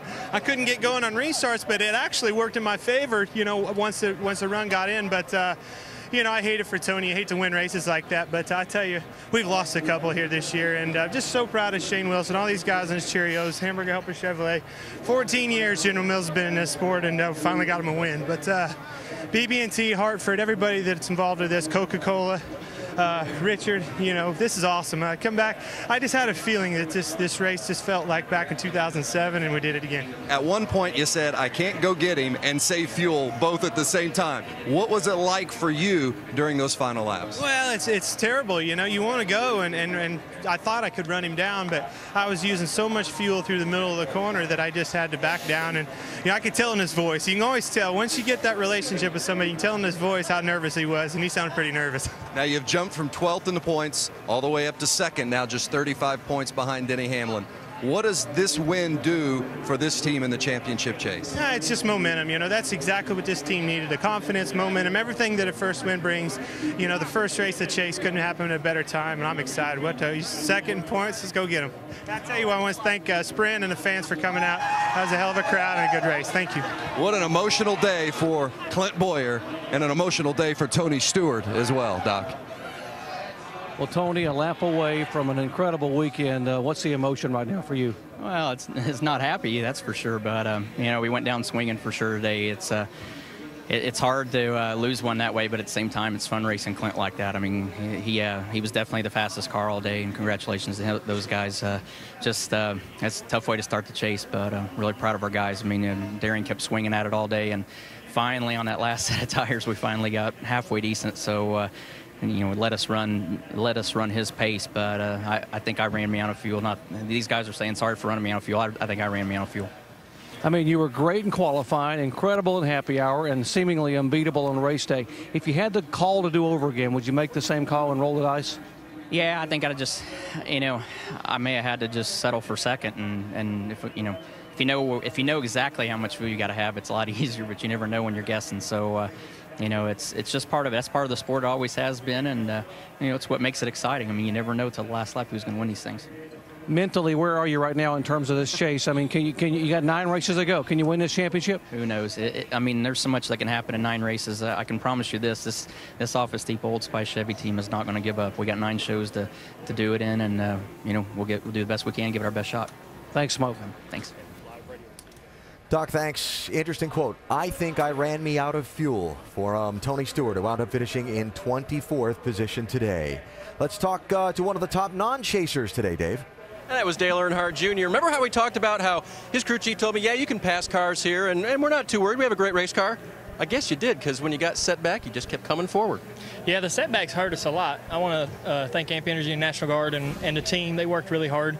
We unloaded a great car. They did a good job preparing it at the shop, and we worked on it all weekend. It was pretty good in practice, and we improved on it a little bit. And we had an 8th place finish last time and felt like we were really fast, competitive all day long. And we can't qualify very good here, but once we get in race trim, we just kind of go to the front or get near the front. Felt like we had a top 10 car, and we had a jack stop brake, had to go to the back, and then we had a miscommunication with the 76 on pit road. It cost us a half a lap under green, and just battling back from all that stuff. Track position was what we needed at the end, and we didn't have it. And we were able to start on the outside a couple times and gain some spots on some guys that were a little bit slower than us and get back to where we needed to be. But I think, you know, if we had the track position, we'd have run wherever, you know, we'd have restarted probably. You know, we were fast as a 14 at times in the 1, and all those guys that were up there battling for it at the end. And we just needed the track position. 33 had everybody covered. I don't know if anybody would have been able to hold him off, but he was pretty fast all day. Well, welcome back to the top 5. Great day for Junior. David, thank you. And as we look ahead, 9 races to go in this season and in this chase for the NASCAR Sprint Cup. It's on to Dover next week, the Monster Mile. Wow, what a great way to start the chase. The guy who finishes 12th in the points wins the race. The guy who we think is going to win the race runs out of gas. Outstanding start. And what about some of these non-chasers? McMurray and Earnhardt Jr., great runs out of these guys that needed it. They're not racing for points, they're racing for wins. Yep. I love that. Oh, look at that. Trying to make a mark here in New England. Jerry Gappin's track president pictured on the left there. Track vice president, general manager, I think is the correct title. With the lobster to the race winner. An aggressive lobster, like we saw today. You got to be aggressive. We saw aggressive driving. We saw aggressive pit call. Yeah. This is going to be an aggressive chase. Yeah. All right, a couple things to remind you of. Sports Center's coming up next. Much more post-race coverage from here in New Hampshire. Do stay with us for that. And we also remind you of what's coming up down the road. Later on tonight, 7 Eastern Time, it's the O'Reilly Auto Parts NHRA Nationals on ESPN2. Finals coming up. Check it out from the straight liners. Then next weekend, it's on on to the Monster Mile in Dover, the Nationwide Series race. Our coverage Saturday presented by Cece's Pizza is ESPN2 at 3 Eastern Time. And the Sprint Cup race, our coverage presented by Burger King, ESPN next Sunday at 1 Eastern. Don't forget, Countdown is on ESPN2 at noon Eastern. NASCAR Now with a post-race wrap-up tonight at 10 Eastern Time. We'll have the roundtable tomorrow. We got all kind of stuff coming up. And boy, have we got a lot to talk about after what we saw today in Chase Race number 1 here in New Hampshire. Well, I know who's getting the best fuel mileage right now. We're going to talk about that the rest of the year. That RCR team, those engines, they are efficient, they're fast, and what about a turnaround for Richard Childress Racing? Yeah, great day for those guys, I tell you, but don't count Tony Stewart out. It's not over. 9 more to go. He'll get back in it. Round 1, baby. No knockout. Ding, ding. No knockout. You couldn't win it today. You could hurt yourself. Said that at the start of the day. Tony Stewart cost himself a lot of points when that car ran out of fuel. Clint Boyer moved from 12th to 2nd in the standings. Boy, have we got a lot more to talk about on our post-race coverage coming up on Sports Center and as we look ahead to Dover. So long from New Hampshire. Sports Center right now.